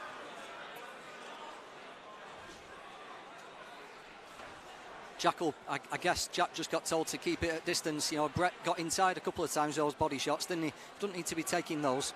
Yeah, I think Jack's just taking a little step too many as he's coming inside. He's got a long reach. I think he's striding a little bit too close to him, and then Bret's just finding quick counters. See, he's just drawing him there. I think Jack could do is get a few feints going, try and draw Bret with a few feints, and then get a sharp counter going after that. See, that's a Jack what I know he can do when he goes to the back foot, changing angles and making look daft with the quick counters. Just made him fall fell a foot short then for Fido, didn't he? And just got countered. He did. And that's it there when Bret comes in. He's got to stay tight. He's got to stay tucked up. Not let Bret get the work off. If he has to grab hold of him or take the step back.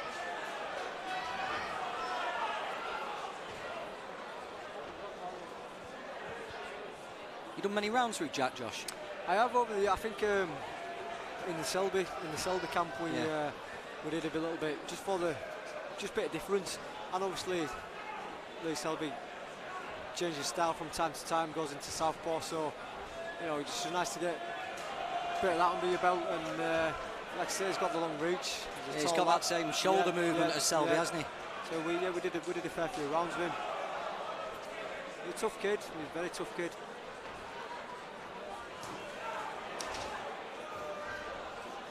Yeah, that's Barry. Just landed as Bret tried working inside, then he just stepped away, didn't he? That's definitely the way to go about this tonight. This is it, and to get under Bret's skin and really frustrate him, make it easy for himself is by making him miss and just popping him them straight counters. That lovely uppercut what he's whipping under there. Landed his shots, tied up.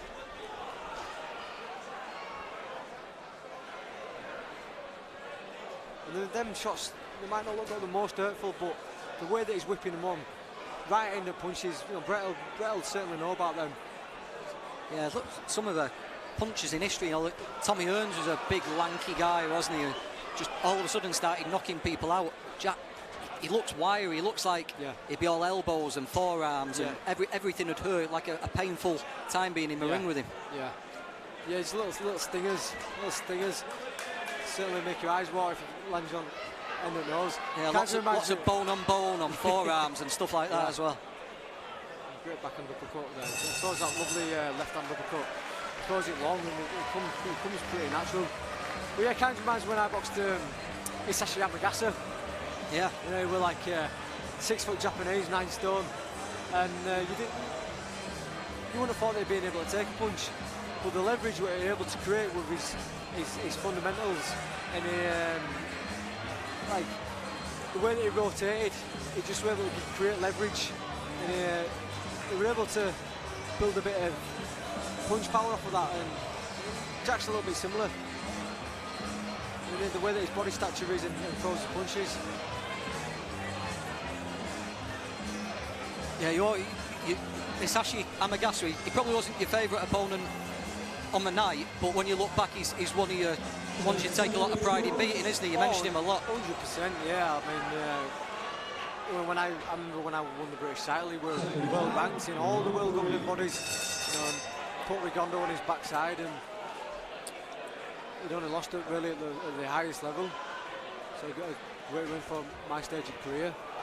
I learned a lot. And Jack's come out here very fiery. Landed about 3 right hands there.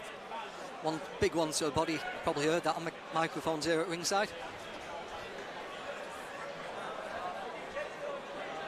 I like the little two-phase attack he does when he comes in, lands his shots and he steps out of that angle. I think that's very clever. He looks very dominant when he does that. There you go, he just aims 3 straight shots and takes a little step off to the side.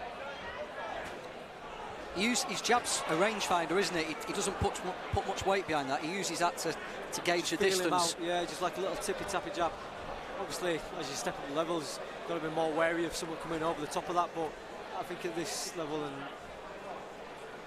although Bret's putting up a good fight, he's more or less going into reverse mode now. Not as quite as sharp on the counters he won in the first round, that's for sure. Yeah, as if he just felt him out in the first round, and then Jack put him in his place in the second, and now Bret's safety first. If he sees a chance, he'll probably take it, but he's not actively looking for it, is he? No, I think he's... Oh, nice right up there from Jack. I think he realised that Jack don't mind the stand and fight, and now Jack's changed his game plan. A little snapping shots and changing the movement. Bret's more or less going a little bit into defensive mode now.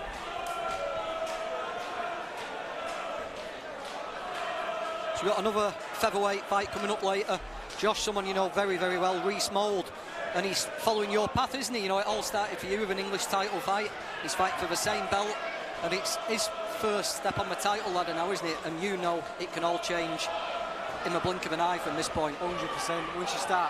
Once you announce yourself to title level, you've got to expect, you know, you've got to expect to go in the fast lane after that, because you've announced yourself as a serious contender, and the fights will start coming thick and fast.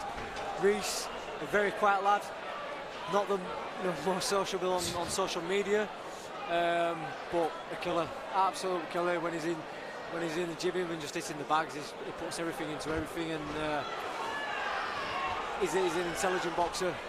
But when he chooses to be, but if he's got an opportunity to go to work, then he's like a 9-stone Mike Tyson. You know, it's like a smiling assassin. Yeah, some fighters plaster their lives all over Instagram and stuff, don't they? Reece would rather plaster your bedroom, wouldn't he? He would. He's a plaster by day trade. He likes going out with his dogs and his quads. You know, he's just a quiet man like that. But yeah, he's taking his first serious fight tonight. And, a tough test against Sean Davis. But he has got, if you've not seen him, you might have seen him on VIP before, but if not, he's exciting as well, isn't he? You know, he'll put himself in harm's way to land shots. Definitely, and you know, sometimes it's not, the dad's always not best pleased with him, but you know, it's how the Reece fights, and he don't mind wearing his heart on his sleeve, and you know, the fans seem to enjoy it. Obviously, he's done over 200 tickets tonight, and they're reading the numbers, and like I say, he doesn't sell himself on social media, he sells himself in the ring, and certainly one to look out for the future going forward. Well, how do you think he'll approach this? You know, I've seen him get carried away, well, you're guilty as well, get carried away a couple of times when you're supposed to be having a move around.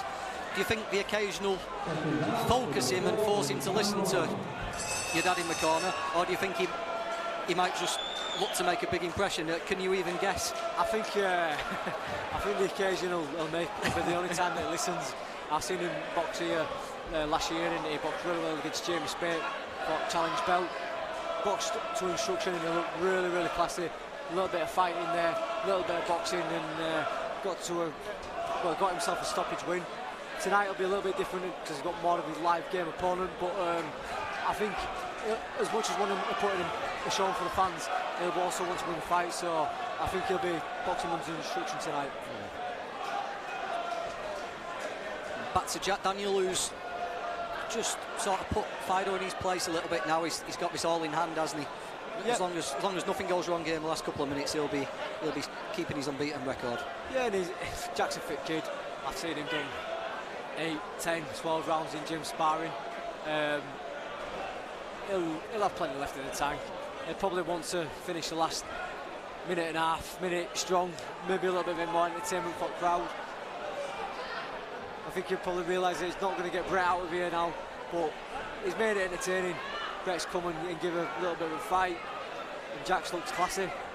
And you can see as he goes up, he's going to be a who needs him club member, isn't he? Or who wants to fight a nearing on 6 foot awkward southpaw with power who doesn't mind having a fight. Power, got a bit of everything, bit really. Of reach, decent movement, southpaw. So yeah, he's. I think he'll be one of them who kind of comes through the radar. Then really enhance himself when he gets to title level. I think if you're going to come and have a go at him, then that's when he'll really open up and show what he's really capable of doing. Yeah, people just looking at him might look at his reach and look at him and might think the way to beat him is to put it on him. But we've seen tonight he doesn't mind that at all. No, not all. And you see there, Bret's come forward, straight line, he's just took a little steps aside, quick counter. Nice. Well, that's an awkward shot there. He would have crossed between an uppercut and an hook that one, and it's them kind of shots. But he threw that naturally. You know, them kind of shots, you can't really prepare for them. Final 30 seconds here. Pretty good performance, we can say. You know, Bret giving him something to think about early on. He solved the problems and he's pretty much dominated for 3 rounds. Yeah, I think Jack took the first round in, tried to work him out, tried to get the distance in, getting used to punching down to the littler man. Obviously, Bret's quite elusive, moves about quite a bit, but he's back second round. He picked up the tempo. He knew how to work him a little bit more, feints and little raiding tactics, and it's worked well from second round onwards. There we go, final bell. We'll get the scorecards off Michael Pass, and then we'll be jumping off. And I think you're going to get treated to Dave Allen and Cash Ali. Cash Ali is going to get his teeth into the commentary. All right. It's that side by side of her. Yeah. Good double act. He's quite emotionless, this Jack. You know, I think you could tell him that he just won lottery. Hey, buddy. Top man. What's he like? Is he good? Is he? Oh, good. He started off the first round really well. Started off the round first really well, isn't it? Yeah. Ladies and gentlemen, after 4 rounds of boxing action, referee Darren Sargentson has scored the contest 40 points to 36 points for your winner. On his return to boxing from Leeds, now defeated in 4 professional contests, Jack Daniels. And as always, a brilliant threat, Bret Fider. Well done, Jack. There we go. Brilliant. Thanks, Josh. No worries, John. Great to be here. Thank you.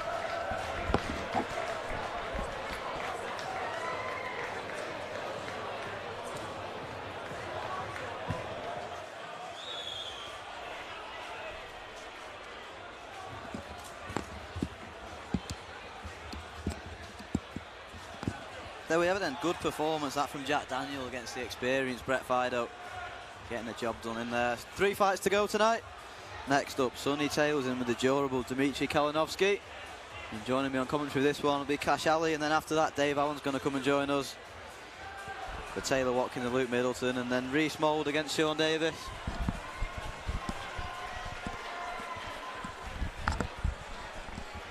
Cash putting the mic on backwards. Yeah, good start. Yeah, next up, Sonny Taylor, someone you know quite a bit about. On we go with contest number 5. Don't Sonny, forget to send us your tweets via the hashtag, also Facebook and YouTube. Contest number 5. Here comes our continental visitor from the Baltic coast, Klaipėda, Lithuania, Dmitry Kalinowski.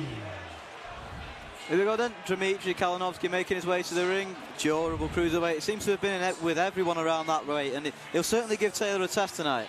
I'm looking forward to Sonny box tonight. I don't know, I've not seen this kid before. Is he a durable opponent? Yeah, he's been in with everyone at cruiserweight. All the prospects that have come through have boxed Kalinowski, and you know, he's always game. He'll throw a lot of shots as well, so he won't have it all his own way, Sonny Taylor, tonight. Yeah, I'm looking forward to it. Sonny's a strong kid. He can box, he can punch. I've been spawning him now for about a good few years now. And opposing him from Hull Humberside, Sonny Taylor. And here he comes then, Sonny Taylor. Like you said, someone you know very well, and a lot of people have been talking about him as the guy to watch tonight, and he'll be looking to put on a bit of a show. Yeah, I think he will, definitely. I think just been spawning with Dylan as well, so I'm looking forward. I'm excited myself. He's a good friend of mine, so nice to be sat on the other side watching. Yeah, makes a change for you. Yeah, definitely. And here comes Sonny Taylor. Big support again. All the home fighters tonight have had a lot of support, and Taylor's no exception to that. Sold a lot of tickets. Yeah, busy tonight, isn't it? Well, good sport. Yeah, it's been a good little show so far. Everyone's sticking around to watch all the fights as well. Yeah, definitely. Here is Sonny Taylor. Bright kit, bright boots as well. Looking bright. Nice and relaxed in that red corner.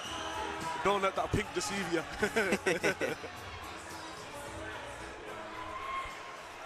Ladies and gentlemen, this is 4 3-minute rounds of boxing in the heavyweight division. Introducing to you firstly, boxing out of the blue corner, wearing the canvas blood shorts, trimmed with black and silver. At the weighing scale, 14 stone, 1 pound 8 ounces. Tonight is his 72nd professional contest from the Baltic Coast area of Klaipėda, Lithuania, Dmitry Kalinowski. And opposing him, boxing out of the red corner, wearing the black blood shorts, trimmed with pink. At the weighing scale, 14 stone, 6 pounds. From one contest, he has 1 stunning knockout, 1 win. From Hull, Sonny Taylor. Timekeeper of the bell, Dewsbury's Amjad Ditter. Referee once in charge. Again in the action is Darren Sargentson from Manchester. 4 3-minute rounds. Guy's tall as well, isn't he? Yeah, big, long-rangey fighter, Kalinowski. Looking forward to this. Yeah, Taylor's just got to settle in nice and early here. Yeah. Just one thing with Sonny, he can do a bit of everything. He can stand there and fight, he can box. Got a good job. I've seen him get better and better every time we spar, so it's good. I've not sparred him for the past few months, but I'd like to see. It's nice to see that he's improving. Yeah, and he's certainly got power in his shots as well. Yeah, 1 fight so far, got a stoppage. That was against Ramos Zessi. That was a good win. You don't get much stop, that kid. Yeah. He's boxed all the top heavyweights and he don't get stopped. Nice, confident start from Sonny. Kalinowski just firing back a couple of shots, straight shots to the body that landed. Yeah. Sonny will just keep your hands tight, work his jab, and then he's got good flurries there, Sonny, when he lets him go. Got good hand speed. Ooh, nice work. Yeah, nice body shot there. Kalinowski coming back with an overhand right of his own. Yeah. It's been a decent start this from both men. Yeah, this is good. Nice. Sonny digging in with those hooks that he's thrown. Working body shots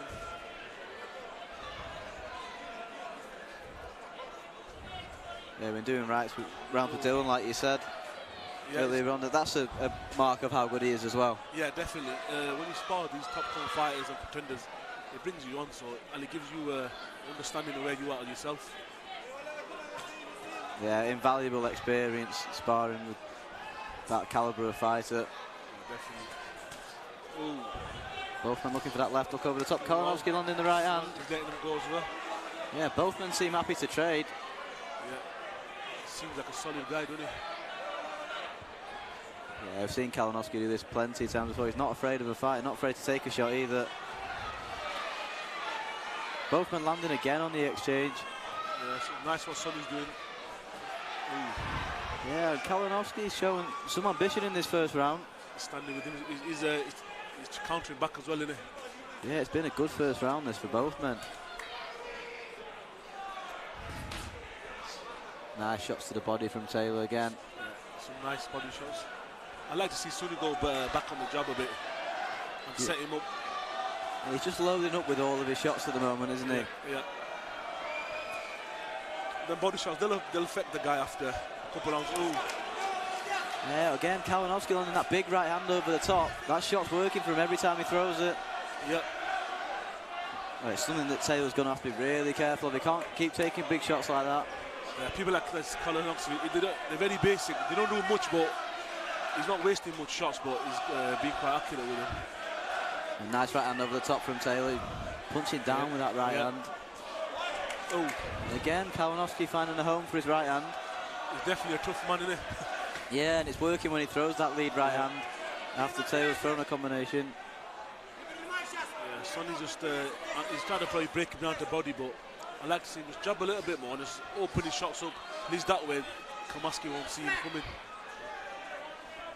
Yeah, everything the hard punches at the moment. Yeah. Just needs to tap with that jab and set up his work. Yeah. Nice right hand over the top on the belt. That was a good shot. Yeah, Kalinowski was wobbled a little bit on the ropes. He's been stopped a few times before. Yeah. Recently, Sam Hyde stopped him, Jordan Thompson as well. So it's certainly something that can be done, and Taylor's shown in the past he's got that power. Yeah, definitely got the power. I think if he comes out now, just goes on his jab, and just starts working after the jab. Looks nice and relaxed in that red corner. Kalinowski's feeling the pace a little bit above us, you can see that. Yeah, he got the body shots. Sometimes they don't wind you, but the later the rounds go, they take it out your legs and stuff. Yeah, and Taylor did well following those body shots up with the right hand over the top as well. Yeah, yeah. But Kalinowski's shown that he's certainly a game fighter tonight, as all the opponents have been. We've not really seen anyone go into full journeyman mode yet. No, he's got ambition, and he's trying. He's defending and he's letting shots go himself. So it gives somebody something to think about. Round 2 of this schedule 4-rounder. And I think Taylor edged that first round, but he certainly had a lot to think about coming back. Yeah, definitely. I'll give it 10-9 to Sonny. Started on the front foot, Taylor. I was wondering if Kalinowski's feeling that big shot he took at the end of the first. Yeah, he's not starting off as fast. That was nice work from Kalinowski, using that left hand as a guide. Oh. Both men seem happy to trade on the inside. Big shots landing from both men. Yeah, they're both trading inside. Some bombs away. I think Solowski's a bit flat-footed, so if Sonny can use his feet in and out. Yeah, and it's when Kalinowski comes forward that he's walking onto that right hand that it's having the effect. Yeah, Kalinowski's biting down on that gum shield already. Taking some big shots early on here. Yeah. Let's see how he holds him after, if he goes 3 or 4 rounds. Ooh. Yeah, Taylor's keeping that pressure up as well. Nice right hand over the top. He's taking a big shot of his own on the way there, Taylor. He's got to be careful about that. He's taking a few big right hands. You know, these are big guys. They're cruiserweight, 14 stone plus. Nice left up. You see Kozlowski's corners trying to come forward, but I don't think that's a good idea. Yeah, and both men, when they attack, they seem to just be walking onto right hands from the opponent. Yeah. Well, this is better from Taylor. He's just taking his time. Oh, good left up. Just taking his time with his shots. He's thinking about his work a lot more in this round than he did in the first. Taking a right uppercut though. Yeah. See, I think Sonny's landing, he's going more shots landing, but every now and again, Kozlowski's landing one single shot.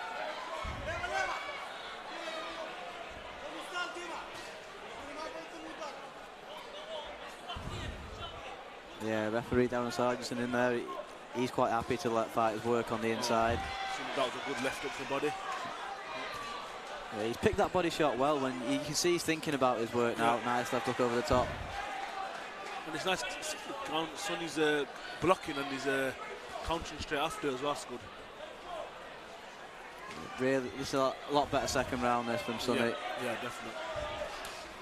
Just settle down into this bout now. These two are going for it, you know. see sweat coming off the body. Big shots being thrown in there. Big right hand over the top again. Kalinowski throwing back, and you can see they're both feeling the pace in there a little bit now. Coming towards the end of the second. I think they both took some body shots, and that's probably slowed them down a little, but it is a good pace. Good pace. Yeah, and it's turned into a firefight, this one. Yeah. Good round. End of the second round, another high-paced round. Yeah. Interesting to see both men can keep this up for the distance. Kalinowski's done 4 rounds plenty of times before. Taylor's never been the distance in a professional ring. Yeah, he looks cool. Yeah, and it's always a worry, that, isn't it? You just get into that 4-round distance for the first time is a big box ticked.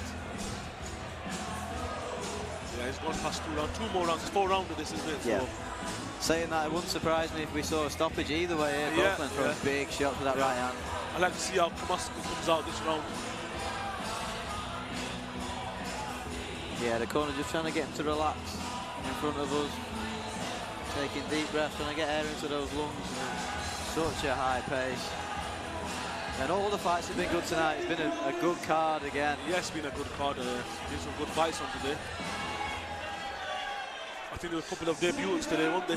Yeah, a lot of these guys are really on in their career. Yeah. Looks like Sonny, that's it, back on the job. That's what he needs to do.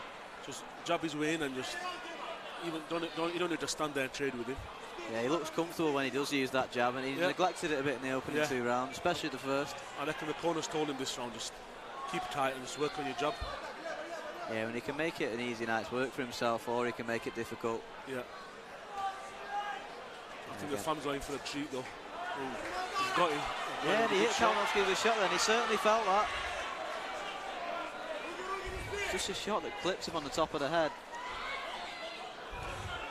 You know, I've sparred with Son, he's got with 10-ounce gloves, you know, I've sparred him in big gloves and he can punch for a cruiserweight. Yeah, and you can see that he's putting everything into the shots he throws when he does throw the right hand. Yeah. Nice body shot from Kalinowski though. And every time it looks like Taylor's going to take over, Kalinowski just comes back with a good work of his own. Yeah, just before he does. Ooh. Nice left hook over the top from Taylor. He's like a brick wall, isn't it? Stood there. Yeah, we've seen him do this so many times. Takes a massive shot, just off balance from that left hook. We'll see if Taylor sensed anything in there. He's not rushed in. But Kalinowski's certainly feeling the pace. You know, Taylor's looking for that big right hand. Yeah, looking for the big shot. Like we said earlier, in his first professional bout, he got a stoppage. We can certainly punch, and you'll know better than most people. Left hook. Yeah, he definitely can punch. He needs to mix up a bit now with his boxing. Good right hand. Corner calling Sonny forward. They want him to step the tempo up. Try and force stoppage. A minute to go in this 3rd round. Yeah. Oh, good right hand. He's doing a bit of Lemachenko stuff. Yeah, clever that pulling down yeah. Kalinowski's hand with his left hand, chopping the right hand over the top. I'm sure he's done that when he's sparring before. Nice 1-2. Sometimes it's just the simple stuff that works. Yeah, that's it. Just jab and then the other shots. Oh, Sonny got the good right hand. Yeah, big right hand over the top when we're talking. This kid's very durable. Like I said, just we think as he's going, he just comes back with a shot. And you can see from the tempo, both men are feeling this pace. They've put a lot into these opening 3 rounds. Yeah. Scheduled for 4. Yeah, so I mean, big men's letting big bombs go. And they'll be landing as well. Yeah, neither man wants to take a step backwards. Yeah. Taylor just coming out on top with that left hook. He seems to be winning the exchanges when both men throw. Yeah, he's quite he's accurate with that jab, and then he's pulling the hand down, dropping the right hand around his ear.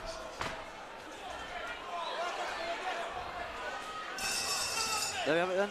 Another round in the bank and through 3. Who have you got ahead? Yeah, I got Sonny winning. I think 10-9 is, they've all been close, but I say Sonny's 30-27. Yeah, and it's probably going to be one of those fights where the scorecard doesn't reflect the effort from Kalinowski. Yes, that's what it is. That's exactly. You know, and if we're right, Taylor's 3 rounds ahead now, but in reality, it's been a tough night's work for him so far. He's going to have to dig deep in this 4th round. Yeah, definitely. Looking forward to this last round. I think they're going to go out of this round. It's the last round, so they might as well just let it go. Yeah, I'll be surprised if we don't see them both just stand in the centre of the ring now and throw everything at each other. You know, the finish line's in sight now for both men. Still a big crowd here at the racecourse in Doncaster. Yeah. It's been a nice evening. Yeah, still plenty of action to come as well. Taylor Watkins on after this, and then the main event, Reece Mould and Sean Davis. That's for the English title, isn't it? Yeah. Yeah, big fight that for Reece Mould, for both men. Yeah.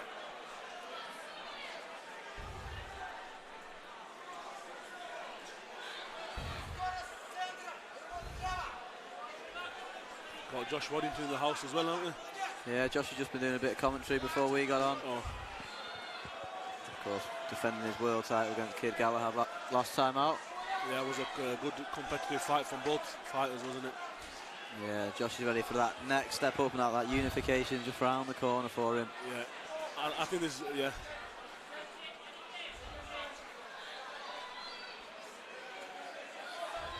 Good work again from both men.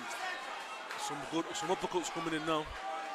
And just while the final round's going on, for you, Cash, you've recently joined up with Haroon Headley, looking to get your career back on track now. Yeah, definitely. I just started training over in Manchester with Haroon Heavy Hitters Gym.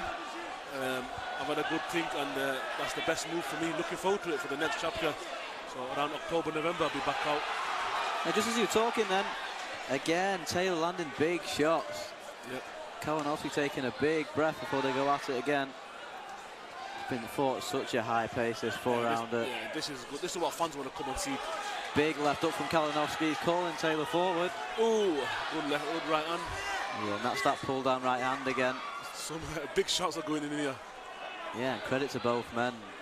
Just credit to their strength for being able to stand up to these shots that they're taking. So every shot's vicious, isn't it? Yeah, Kalinowski just sneaking in a left hook to the body. And right uppercut as well. He certainly had his moments, Kalinowski, in this one. Yeah, definitely. He's not come here to stand still, has he? Nice left hook from Taylor.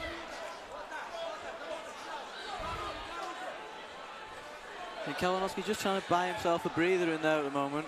Yeah, he's one of them fighters that if you're not fit, and you know, it'll cause you a lot of problems. But as somebody who works hard, he trains hard. So yeah, 45 seconds to go this last round. Big right hand again. They're going for it now. Taylor. It's been non-stop work, hasn't it, from the round there? Yeah, and credit to both for their fitness, being able to do this for 4 rounds. Big effort from both men. They'll certainly know they've been in the fight when they wake up tomorrow morning. There'll be some sore ribs and sore jaws. Oh, good left Taylor hook. missing with that right hand over someone, coming back with a left hook of his own, and there's a left hook again. A little head clash as we come towards the end of the fight here. Referee Darren Sargentson scoring this one, and what a fight it has been. It's certainly delivered. No, definitely. The fans will be happy watching this, whether it's on TV or... Fan-friendly fight, this one. And there we have it then, big respect shown by both men. What a war that was. Yeah, this was a good fight. Yeah, it's certainly worth sticking around for these guys whose fighters were on earlier on in the night. Yeah. They just went for it, didn't they? They stood in the middle of the ring and just toe-to-toe, that's what it was. But you were quite calculated from Sonny, even though you were fighting him, but you're picking his shots, you know, dropping, you know, doing the Lemachenko stuff. That was quite effective, that was. Yeah, and credit to Kalinowski as well. Big effort from him. Took a lot of big shots and landed a few of his own as well. Yeah, he did. He kept fighting to the last bell, didn't he? Now we'll hand over to the MC Michael Pass now to get the official result. Yep. I think Sonny Taylor's going to move to 2-0. Ladies and gentlemen, upon Darren Sargentson's insistence, our referee, please give both boxers a round of applause. A nice little fight. After 4 rounds of boxing action, referee Darren Sargent has scored this particular contest 40 points to 36 points for your winner. Now undefeated in 2 professional contests from Hull, Sonny Taylor. Your appreciation, please, for Clive Peters, Dmitry Kalinowski. There we have it then. 40-36 on the referee scorecard. It's like we said, that doesn't really reflect the level of the fight, because Kalinowski was certainly game in there. No, definitely. He won every round, but you know, it was a good fight. It was a competitive fight. But like you said, if anyone boxes Cassie, they know that they'll think, you know, he's easy to win, but he's definitely not. Yeah, and that's why Kalinowski gets so many fights against these prospects. He's certainly a test. Definitely, right. Well, thanks for Cass for joining us. Thank you. See you soon. Cheers. Next up, Taylor Watkins in with Luke Middleton. Joining us on commentary for this one, Dave Allen. Fighting David Price, of course, in a few weeks' time. Been a good night of boxing so far. All the home fighters have delivered and put on a show.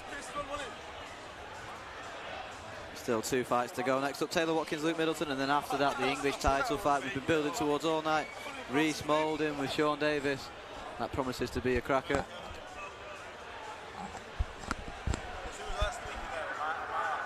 On we go with our penultimate contest of the evening. Please welcome Luke Middleton. Here we are then, Luke Middleton making his way to the ring. Joining me on commentary, the White Rhino, Dave Allen. Hello. How you doing, mate? Yeah, really good. I enjoyed that last fight. Yeah, it's been a good night of boxing. There's been a few wars. It's not been bad, actually, you know, for all 4 rounders so far. I've enjoyed it, yeah, that last fight. Strong boy, Sonny Taylor. Yeah, and Kalinowski as well. You know what you're going to get from him, but he had a little bit of a war in there tonight. Interesting fight, this. I was actually going to manage Taylor Watkins at one point, once upon a time. I felt like, you know what, I felt like he wasn't quite ready at the time, so I said, you know what, can't do it. Lovely, lovely lad though. I don't know who Luke Middleton is, do you? Tell me about him. And here comes the outstanding young talent from Doncaster, Taylor Watkins. Here comes Taylor Watkins. Middleton's 2 wins, 4 losses, so a decent opponent for Watkins tonight. And someone you obviously know very well. What does he bring to the table? I've got you here. You know what? He's very tall. He's a very good-looking boy. I was surprised that he passed the medical. Good analysis as always.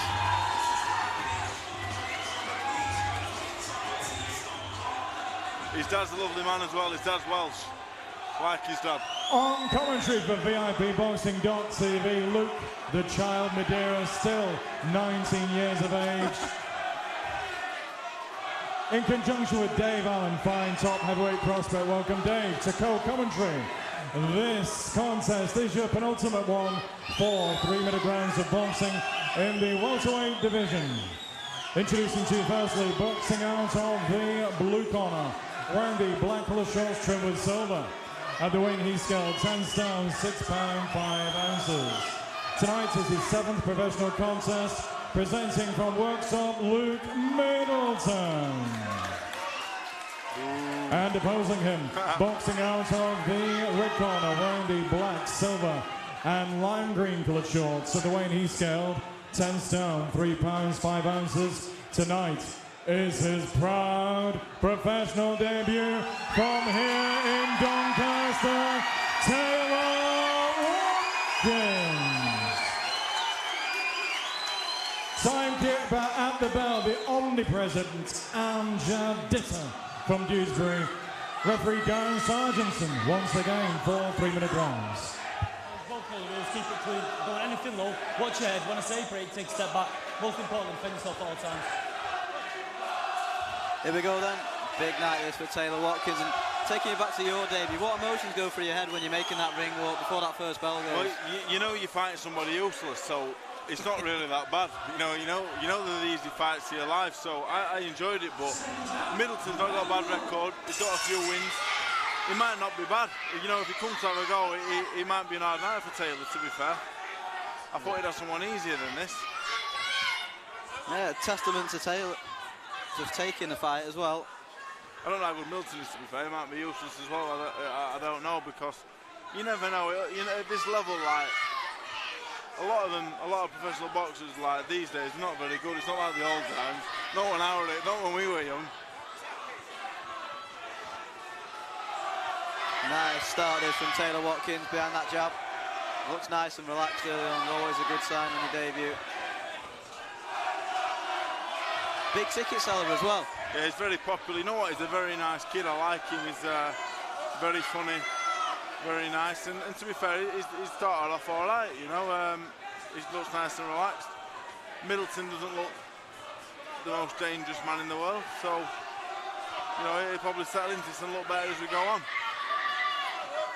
Yeah, Middleton got a couple of wins under his belt early on in his career. 4 defeats now as well, so he certainly box when he wants to. You know, making your debut, it's hard because you can tire out quickly. You know, Taylor might win the first round fresh out of the amateurs, but Middleton's had 6 fights now. He's done the 4-round distance 6 times. So, you know, the first round for me, I expect Taylor to win it. Then it would get interesting from there on. You know, I expect Middleton to be, you know, he's a grown man with a bit of experience. Doesn't look like he can punch for toffee though, to be fair. Don't say that too soon. Nice work again from Watkins behind that jab. Already Middleton looks like he's feeling the pace a little bit in there. Yeah. Taylor's boxing well, you know, he's just in and out, doing you know, these early fights, you've got to do what you got to do. You've got to win. Essentially, all you have to do is win. You know, looking well is a bonus. Minute to go with this first round. Oh, bloody hell, clock there. Thought you were timing it.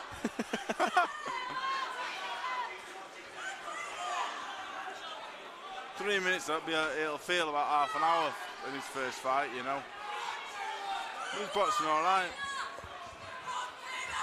Yeah, it's one of those things you can't account for, the nerves and the adrenaline you feel as you walk into the ring on your debut. And it's one of them, you've just got to get the job done, like you said. Yeah, you know, he's winning this first round comfortably, and he's not really under too much pressure. Middleton, he can definitely look after himself. I'm not sure he's come to win, but you know, I haven't really got much to say at the minute. What have you been up to? Been sat here waiting to talk to you all night. Yeah, I can imagine.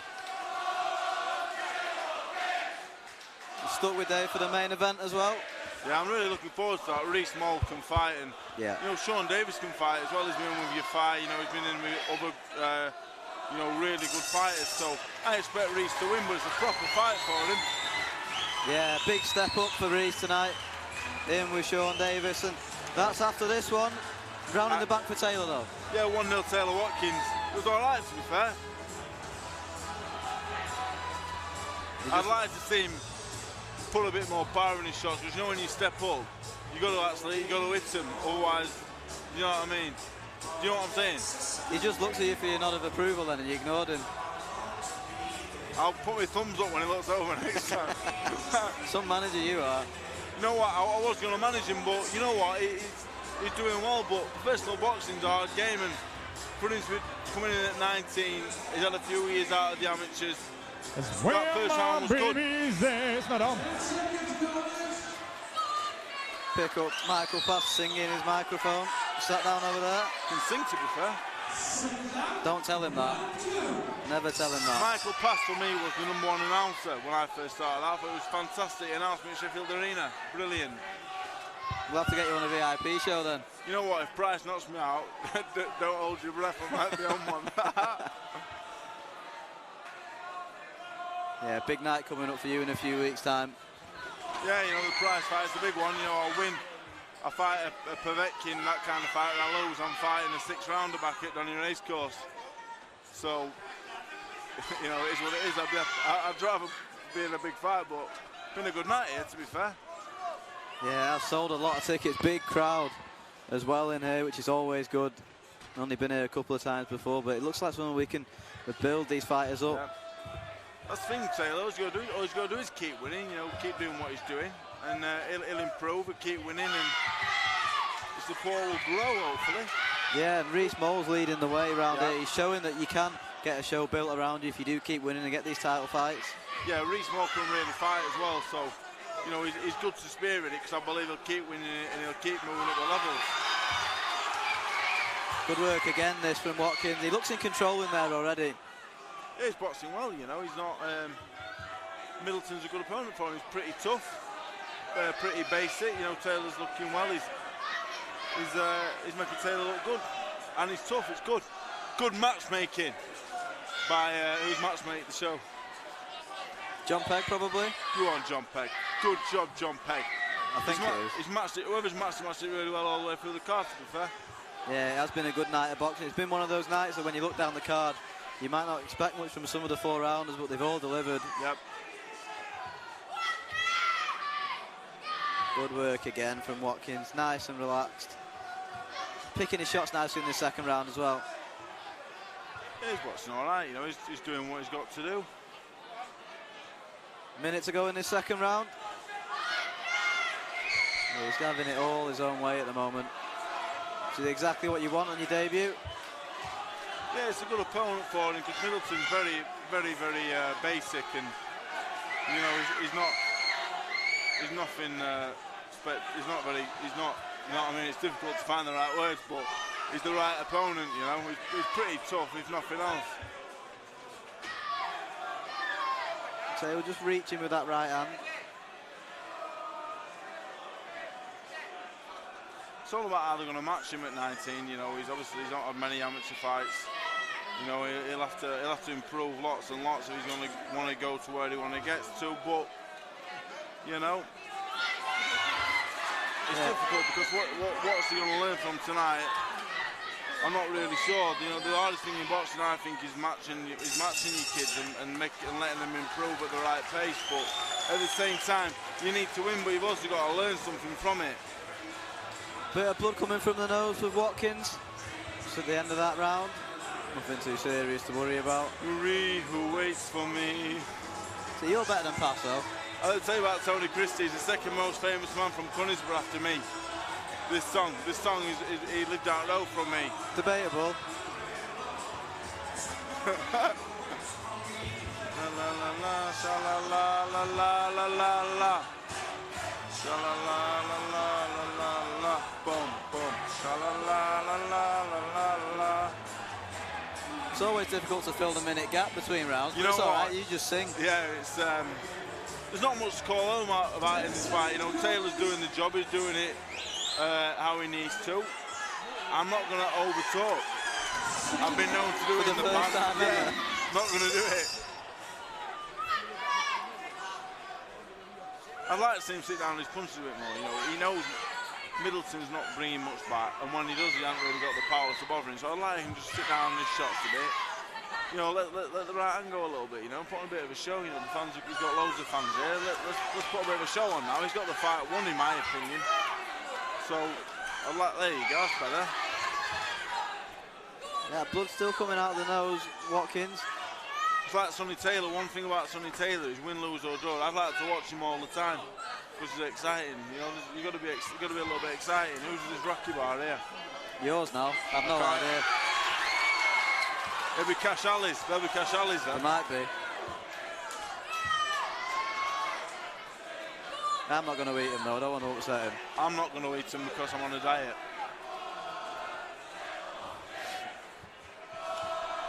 There's no way you're resisting them for the rest of the night. I won't eat him, because I'm fighting David Price at the O2, 20th of July. Sky Sports official channel 491, 1995. You know, so I can't eat him. Not that you rehearsed that or anything. Not at all, no. Definitely in your bedroom in the mirror. I want to see Taylor put his foot on the gas now, and you know what? I was thinking he can really impress you. He's got a chance here. He's got a man in front of him who really cannot do anything with him. Taylor's too fast for him. He should really be putting his shots together now and trying to get his man out of here, in my opinion. What do you think, Luke Madeira? Talk to me. He's just cruising at the moment, isn't he? He knows he can get the rounds won. I don't want to see cruising. There's no point getting rounds in when it's a pointless exercise. It's just you pick up bad habits by cruising, in my opinion, because you can't cruise against really top fighters. So I'd like to see him put his foot on the gas and get him out. You aren't critical. It is his debut. No, I'm not critical, because with me, what I always say to everybody is, if I'm being critical of you because I want better of you, I know Taylor can do better. I know Taylor can really put a good performance on it. He's making a miss, and now all he's got to do is start throwing the punches back, and he start looking really impressive. Middleton, for me, he's got to chuff in, do something. Your kid's got to hit him. You're going to try and hit him hard. Tell him to put it on him. There we go. Dave's commentating and Barrack in the corner at the same time. You won't get this on Sky Sports. That's why they're eyeing me. 3-0 Watkins. He's watching well. I just think, you know what? This got a chance to really impress, and he's making him miss, and he needs to throw off the slips. Yeah, he looked really well. Might see him step on it now in this last round. The fight's won. Yeah, I hope so. The fight's won. It's 30-27. You know, he's got a chance now. I don't think Middleton can hurt him. You know. Well, he might do now. You've told the corner to get him to put it on him. I think get on him, because if he puts it on him, Taylor will have to do something bad. And I do sound critical, and I am critical. I'm critical of my own performance more than anybody else's, but you know what? Like, told all these tickets, I want to see him really step on it. And if I was in his corner, I'd be saying, Taylor, throw the jab, slip the punches, and come back with 2 or 3. You're gonna have a Middleton's corner saying, bloody hell, throw some punches.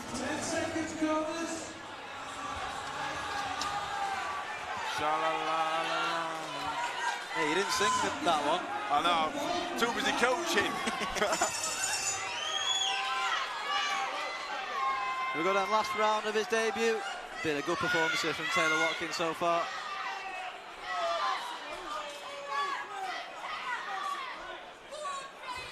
Already Middleton throwing more shots. Yeah, that's better from him already, you know, he's throwing him in 2s and 3s. Nice shot from Watkins. He makes his man miss really well, you know, he makes him miss while he's still in distance. That's why when he's in distance, you make a man miss in distance, you've got to punch again. Yeah. There's no point in just making someone miss and standing there. You've got to punch again. He has looked good defensively in there, Watkins. This Middleton is here for the punching. I'm not saying he's going to knock him out, Taylor. He's 19-year-old, he's growing to his power and his strength, but this Middleton is here for punching all night long. Yeah, in the corner are calling Middleton forward here. Yeah.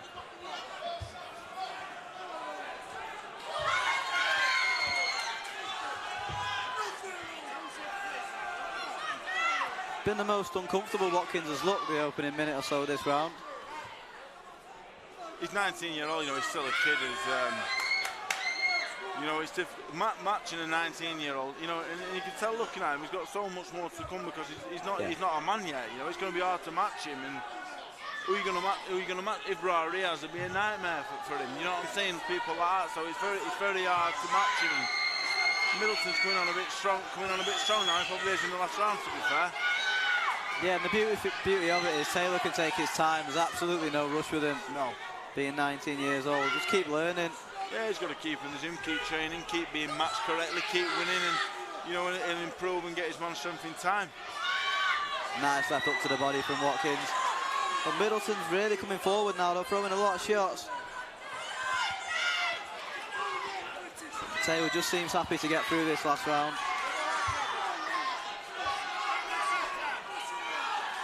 Missing with that right hand over the top. He looks absolutely knackered, to be honest. Yeah, he's certainly feeling the pace. 4-3, going from 3-2s to 4-3s in a competitive environment is like running a 5K to a marathon. I've never run a marathon, but I imagine it would be like that. Where's clock gone? I don't know, mate. Are you not timing it? I want it back on, guys. Clock on. I thought you were timing it. Not doing your job properly here. Just igniting into a little bit of a war. This comes towards the end of the last round. Blood still coming from the nose of Watkins. He's just got on the back foot in this round. Happy to see it out now.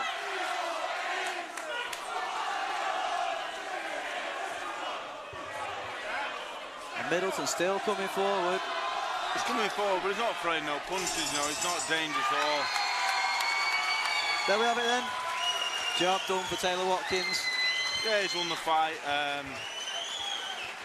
You know, he's won the fight. There's not much more to say really than that. You know, he needs time.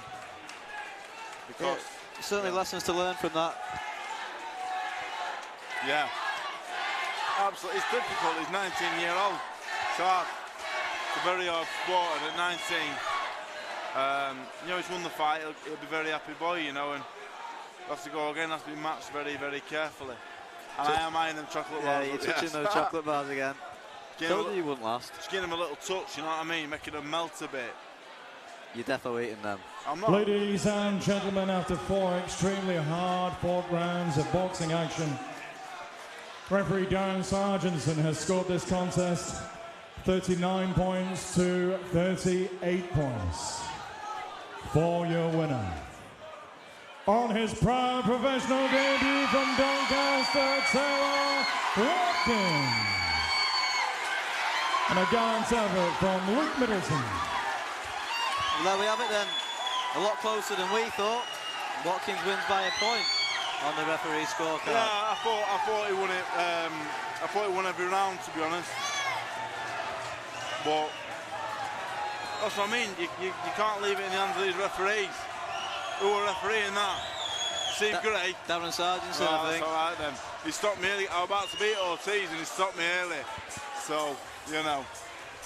What can you do? No, he needs to step on the gas. I thought he won the rounds comfortably, but you know, you got to make sure of it. And if he was in with someone better tonight, I'd have been worrying for him. He needs to improve, and more than anything else, more than improving, he just needs time to develop as a man.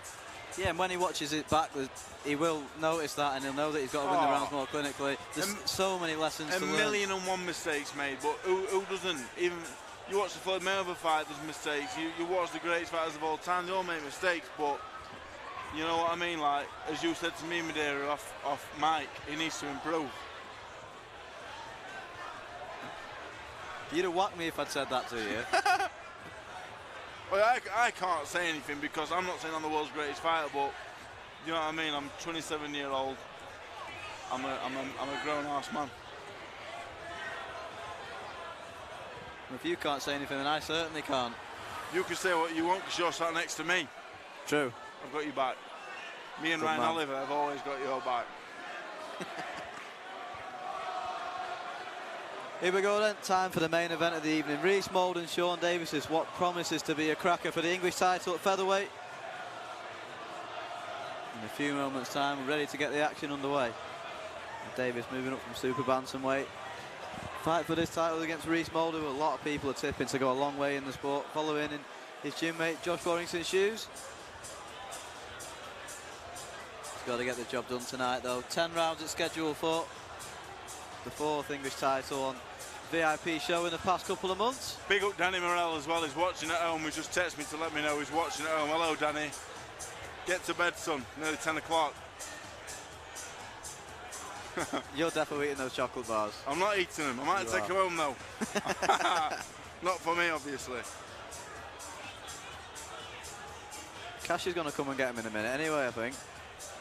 Yeah, Cash will bite into out, as you've seen. Get his teeth into them.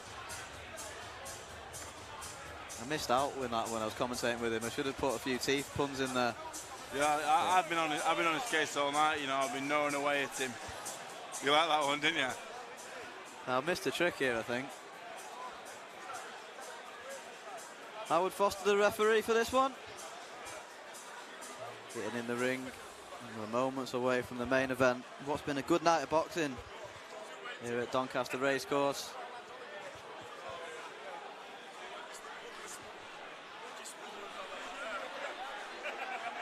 Go on then, Dave, prediction time.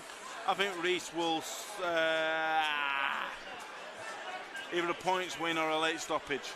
He's very. When I first knew Rhys Mould as an amateur, he would fight as butter, like 11 stone.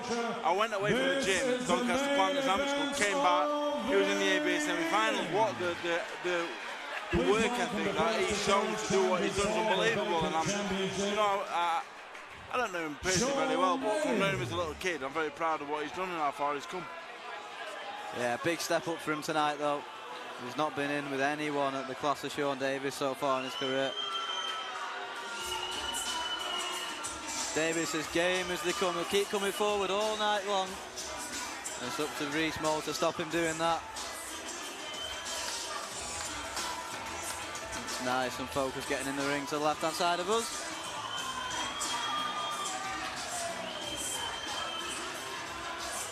Yeah, Rhys is going to have a height advantage in there. Davis stepping up. Davis is a good fighter though. You know what, actually? This is a good fight. This could be a TV fight. And the second not as a main event, but it's a TV fight. Out at Warrington Gala at the weekend. This could have easily been on that show. Yeah, it's got the potential to be an absolute cracker, this. And we saw with Jack Cullen winning the English title, he's got a big fight against Felix Cash at the Manchester Arena on the Matchroom card. Yeah. The winner of this can go on to big things. Yeah, if Rhys wins this, he'll break into the TV slot, so he's in the British title mix, so it's a big fight for him. Yeah, and he knows that, there's no doubt about it. Biggest night of his career by a long way tonight. Here he is, entering the ring, fighting for that coveted English title. You missed that. Passo's having a go at you for being on your phone. Who, what? Passo. What's he going to do about it? Nothing. I thought he said Cash, I was scrapping. Michael Pass, the greatest announcer of our time. Ladies and gentlemen, still time to send us your tweets via the hashtag Facebook, YouTube, all the social media outlets. VIP Promotions, VIP Boxing.tv proudly present this 10 3-minute rounds of boxing for the vacant English featherweight title. The officials have been appointed by the Central Area Council of the British Boxing Board of Control. Area representatives, respectively, Ian Crane, Alan Alster, Robin Smith, and the Chief Inspector, Mohammed Asif Ter. Timekeeper of the bell, Gary Grennan from Burnley. Finally, when the action commences, the star referee in charge of the action, Doncaster's very finest world-class referee, Mr. Howard Foster. The three scoring judges at ringside are Michael Alexander from Doncaster, Steve Gray from Fleetwood, and Mark Lyson from Liverpool. And so, people of Doncaster, this is Championship Boxing! Introducing to you firstly, boxing out of the blue corner, wearing the black colour shorts trimmed with gold. At the weigh-in yesterday, he scaled 8 stone, 13 pounds, 8 ounces. An outstanding record this evening, 16 contests, 14 wins, only 2 defeats. He comes to the ring this evening as a former British title challenger and former English super bantamweight champion from Hockley, Birmingham, Sean Showtime Davis. And opposing him, boxing out of the red corner, wearing his familiar white colored shorts trimmed with red and gold. At the weigh-in yesterday, he scaled 8 stone, 13 pounds, 6 ounces. His perfect, unblemished record this evening, 11 contests, 11 wins. 5 of those wins coming by way of knockout. Presenting from Doncaster, the undefeated Reese Mould.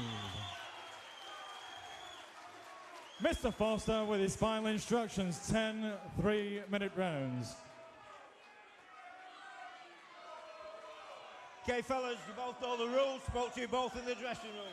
Keep it clean, break straight away when told. Both watch your heads in close. Good luck to you both. Touch gloves. Here we go, the main event of the evening. Reese Mould and Sean Davis for the English title. Big support in here for Reese Mould. They're both looking fantastic shape, first and foremost. They look really well. And this has got war written all over it. Already both men loading up with the shots. You know, I think that it's a 10-round fight, you know. Yeah, starting an electric pace already. Mould trying to dig those body shots in. You know when you're watching good fighters, because they rush the body early on, you know. Certain other fighters you watch on the show tonight, novices, they're all headhunting. You know, you see these come out straight away, they're in the body experienced, good fighters. Yeah, and Davis doing exactly what we thought he would. Hands high, marching forward, looking for those big shots. Mould's a lot bigger man in there tonight. Big right hand over the top from Reese Mould. Oh, and he's down already! The big right hand over the top did the damage. And less than a minute into this one, and Sean Davis has already hit the canvas. Got him on top of the head there a little bit. And Mould's going to just test him out now and see if he's got his feet back under him. Looking for that big shot over the top. He looks very physically strong in there. Like I say, he's much bigger, he looks very strong. It's a big right hand over the top again from Reese Mould. Davis' head looks to have cleared. Sean Davis is coming here very aggressive. He's a smaller man. It doesn't make much sense to walk straight onto the much bigger man. But you know, he's very tough and he's straight back on the attack again. Yeah, and he's certainly not afraid to throw with Mould. We've already seen the power that Reese Mould has, though. Big right hand again over the top, and he's only down again. The big right hand over the top is doing the damage for Reese Mould. He's punching too hard for Davis. I'm surprised. I didn't think he could get to him this early. And still a minute to go at this opening round, and Reese Mould is looking for the finish here. He's unloading on Sean Davis in the corner. Davis did well to hold on there. His experience found a bit of time. Yeah, referee's having a look at this one now. Oh, a couple of big shots from Reese Mould and it could be all over. He's got to calm down now, Reese. He's got to go back to his jab, hit the body, and the shot will come again. Yeah, success has come when he's picked those shots and that right hand over the top. The shots come behind the jab every time, and the body. it's not been just a wild swing. He's been quite smart. He's finding the shot, so he's got to go back to that again now and not punch himself out, because Sean is very tough and he'll continue to work. If Reese just punches himself out, Sean will keep pecking away at him. Yeah, a couple of big right hands again, landing from Mould. 30 seconds to go in this opening round. Great opening round, though. Yeah, more dramatic than we could ever imagine it to be. He's getting too wild with that now. He's having too much success, and now he's looking for it all the time. He needs to go back on the jab. Yeah, he's just got to pick that right hand again like he did earlier. He hasn't thrown a jab for 45 seconds, Luke. Got to go back on the jab. Nice to punch himself out a little bit. He's got to be a little bit smarter than this. Hey, credit to Davis. He's finishing the round stronger here. Hit the canvas twice in that opening round. I'm going to clap it next to the mic. I want to pick it up. Big up Danny Morale. At Danny Morale. Instagram, Danny_Morale. What an opening round that was. Fantastic. How Sean Davis got through that round, you know, I do know how. Experience, toughness. But Reese has got to go back to his jab, working the body. The right hand will come. He will not hit a man of experience with this. With the right hand, he has to come behind something. You can't hit an experienced good fighter with just an overhand right on its own, unless you're me against Nick Webb. You can't do it. That's the shot. Dave Allen fan club walking behind us. Touching hands. Waiting for you to start singing. Touching you. Gentlemen. Gentlemen.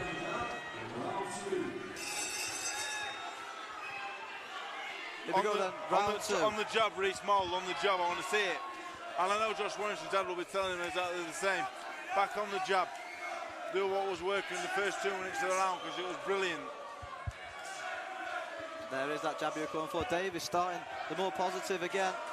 Sean Davis cannot do anything different than what he will do. He will jab and he will come in with flurries of shots behind. He cannot change. So Reese has just got to do what worked in the first 2 minutes. It worked then. It will continue to work for the rest of the fight. But he can make really hard work of this if he doesn't get back on the jab and work in the body again. Good work from Davis this early on. First 30 seconds of this second round. Good body shot by Reese. Yeah, again, that left hook to the body. Thrown it a couple of times in this round already. Good jab. He's back to boxing again now, and I like his kit as well. Yeah, he's being smart again, just trying to settle that right hand over the top. It will come. If he keeps the box up, it will come. Because in the first round, Sean was thinking about parrying the jab and blocking the left hook to the body, and he wasn't seeing the right hand coming. But if you only lead with it, it's easy. An experienced man will see that coming all day. Yeah, Reese getting caught with a big right hand over the top from Davis. For me, I don't worry about Reese taking Sean Davis' power. He's not a puncher down weight below, but it's more if Sean keeps making him work. Reese hasn't been 10 rounds of an experienced fighter before, so that for me will be the interesting part. Yeah, Davis has set the tempo. He wants the fight to be fought at. Yeah. Relentless pressure this. We know Sean can do this all night as well, so it's up to Reese now, you know, to put him on the jab and keep him on the jab and keep him there for a sustained period of the fight. Big left hand over the top to the head and then to the body. Wobble Davis a little bit then. There's that left hook again. You know, Reese is just showing how much of a bigger man he is with that power he's got. 100%. But the thing is, that can work as a disadvantage down the stretch, because if he's too big at the weight and he's struggling, you know, he's going to take something out of him. Whereas Sean's a smaller man, he's fresher, he's extremely fit. He's shown that in the past, not the biggest puncher, but he makes up for that with his engine. So for Reese, for me, he's got to get behind his jab now. Forget about the big shots, forget about trying to stop him early. Get behind the jab and get this fight won. It's been a good round this for Davis so far. Yep. He's responded perfectly to those 2 early knockdowns. For Davis, really, you wouldn't say anything different. You know, the only thing is he's struggling to take Reese's power, but apart from that, he's doing everything correct. Yeah, and you said before the fight that could be the difference, and it certainly proved to be early on. At the minute, you know, he was a betting man. You know, I'd be edging towards Sean Davis at the minute. He's doing all the work. He's won that round, and he's looking pressure. You know, I think the opening 2 rounds of Reese needs to get back on the jab. I know you're here to see Reese win, and we understand that. but this is a dinner show. You have to take your seats, otherwise the contest cannot continue. It's not like an open show. You've got to sit down on a dinner show. So please, respect the boxers. They put a lot of training in for this contest, weeks and weeks. Please take your seats. Thank you. A little ticking off for the crowd. Well, yeah, Davis is round that one. Definitely, you know, and Reese, for me, sometimes having success early in the fight is the worst that can happen to you. He's got a bit right-hand happy, you know, he's got a bit left up happy and right-hand happy, and, you know, he's neglecting his boxing. You don't get to ABA finals if you can't box. Yeah, perfect response to those knockdowns from Sean Davis. Got to build on that now, though. 2 rounds down, and this one's scheduled for 10 for the English title. Exciting, but, you know, the fans here have had a really good show tonight. Yeah, we knew it'd be a war, but we didn't think it'd ignite as quickly as it did. Big up Steve Wood, great show.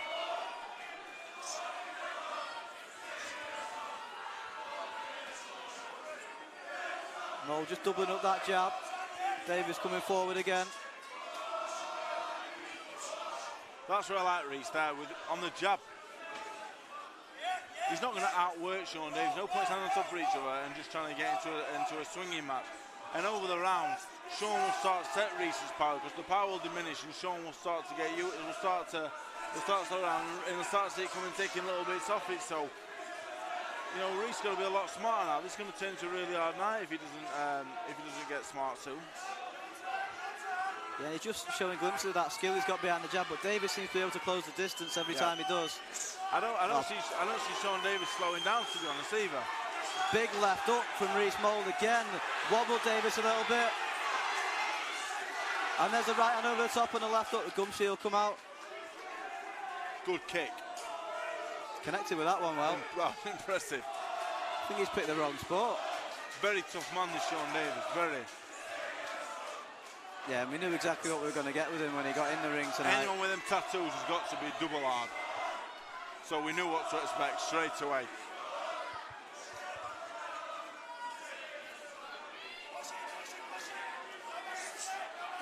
And Mo getting through with that jab. The interesting thing for me is, like, now we're only in round 3. Sean Davis inside, when they're on top of each other inside, he's pushing Reese back now. Yeah, and it's slowly turning into the kind of fight that Davis wanted to make it. Sean Davis wants to be on top of Reese Mould, where Reese can't get any leverage or power into his shots, and Sean can just wing away. He can't punch anyway. He just wants to work and do it on volume. And now Sean's using his jab and starting to bust Reese up with it. Yeah, and it's been another good round this for Davis so far. They're not necessarily bad rounds for Reese Mould. He's just getting outworked at the minute, an old man by Sean Davis. Yeah, and it's certainly a close round, this one. Mould again, landing that left hook over the top, a cut over the right eye of Sean Davis now. Doesn't look a bad one, it's a little one over his right eye, it's a little nick. It looks pretty deep, but I can't see. I'm not a gash expert. Big left hook again from Reese Mould.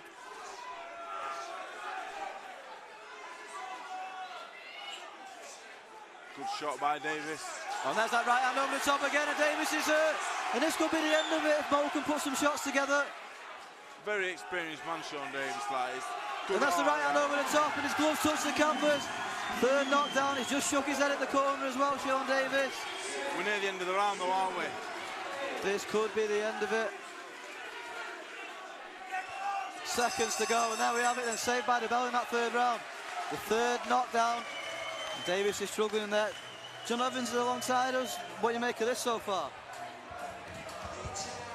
I tell you what a fight. I tell you, and the story of it is Sean Davis, his heart, isn't it? You know, the first round, it looked like the power was just going to be too much to overcome, but he realised he had to keep throwing shots to keep Reese off him. Reese still looks like he's got that power to end it at any time, though, doesn't he? But fair play to Sean Davis here for making a fight of it. Gentlemen, don't forget to please remain seated. It is a dinner show. We don't want the contest called off for expert analysis at ringside. A reason like this. Please remain seated. It's a dinner show, not an open show. Really, apart from both guys have put a lot of effort, weeks of training. Please remain seated. His body language, thank you. his demeanour now. He doesn't seem that last round he does not the fight out of him, but I bet he comes out 100 miles an hour anyway. He's that kind of fighter. Yeah, they're trying to G Davis up. He shook his head after that third knockdown, didn't he? He looked like he wanted a way out. One more knockdown, this is all over, you know. And Reese at times is getting outworked. And big left hook over the top. What a shot that was from Reese Mould. And Sean Davis not getting up the tiles, coming, and Reese Mould has done it. The new English champion, and what a performance that was. Good performance. The celebration will be muted, but we make sure Sean Davis is okay. Dangerous fighter at featherweight, Reese Mould. Very dangerous. Yeah, and before that round, we said that it looked like Davis wanted a way out, and that big left up, what a shot it was from Reese Mould. Sean Davis is too tough for his own good. Yeah. Far too tough for his own good. And he'll get all the time he needs, all the medical attention he needs in the ring to make sure he's okay. Great shot to finish it. Reese Mould tonight, like, at times Sean Davis old manned him a little bit, he was experienced, but, you know, at this way, Reese Mould, he looks to be a danger man. Yeah, Sean Davis will get all the medical attention. Great medical team we have at VIP. Gentlemen, looking we know after you're him excited, rightfully so, but we have a game challenger who at the moment is being given oxygen, so just please respect Sean as we hope he recovers, which he seems to be doing, but please just keep the tempo a little bit down whilst we enable Sean to recover. Thank you. Yeah, he seems to be responding well, Davis. A well-fed fight. He took a lot of heavy shots tonight, you know, and Reese, he looks to be able to really punch, you know. This is the first time I've seen him up close like this. And where does he go next?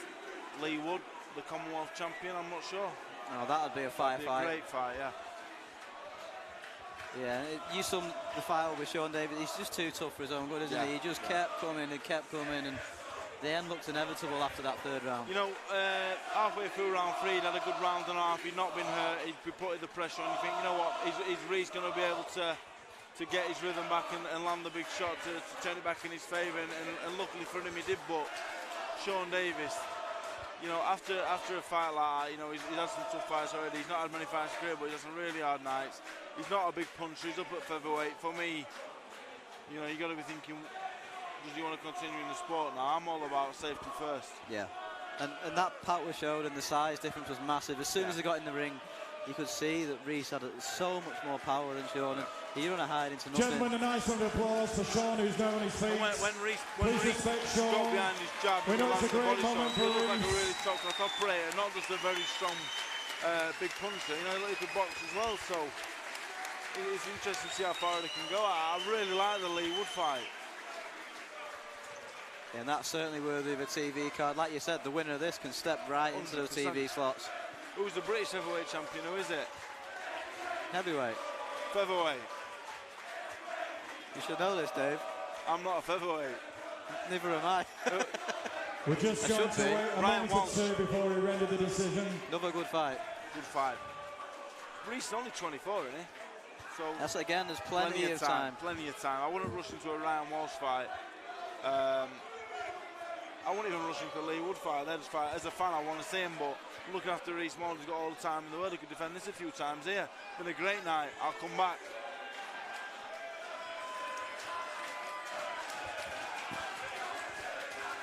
And Howard Foster's got both fighters together.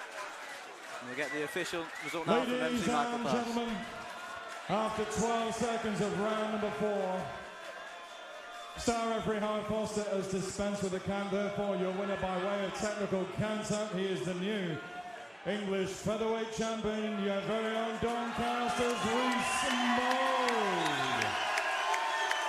And a gallant effort whilst it lasted. Sean Davis. Also, congratulations to Shauna Hagan. 2 title wins in a week. Not many get that. And the belt has been presented by the area representative, Mr. Robin Smith. There we have it then. What a night of boxing we've had here in Doncaster. All the home fighters performing, and what an end that was with Reese Mould. Really enjoying it.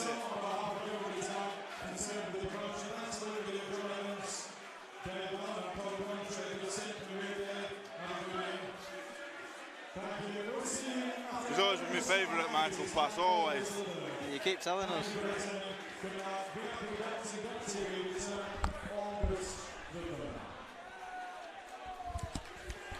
Final word from Dave Allen. What a performance that was from Reece Mould. Yeah, very impressive, Reece Mould. I thought he was fantastic. Also, Lois Sylvester looks a real talent. Yeah. Jack Daniel as well, and how good an amateur he was. Callum Simpson looked good. James Rayworth got the win. So did Taylor Watkins. Sonny Taylor exciting, but I wish he'd get it less. It's very exciting though. I'd come and watch him every time. And you, Luke Madeira, fantastic from you again. And Michael Pass and Lee Hogan. Fantastic work from the VIP boxing team. Next up for us, we're at Bowlers on the 29th of June. And then a week after that, Saturday the 3rd of August at Oldham Leisure Centre. That's a packed card, plenty of talent on that. From here in Doncaster, thanks for watching, and we'll see you in a few weeks' time. Ta-ra.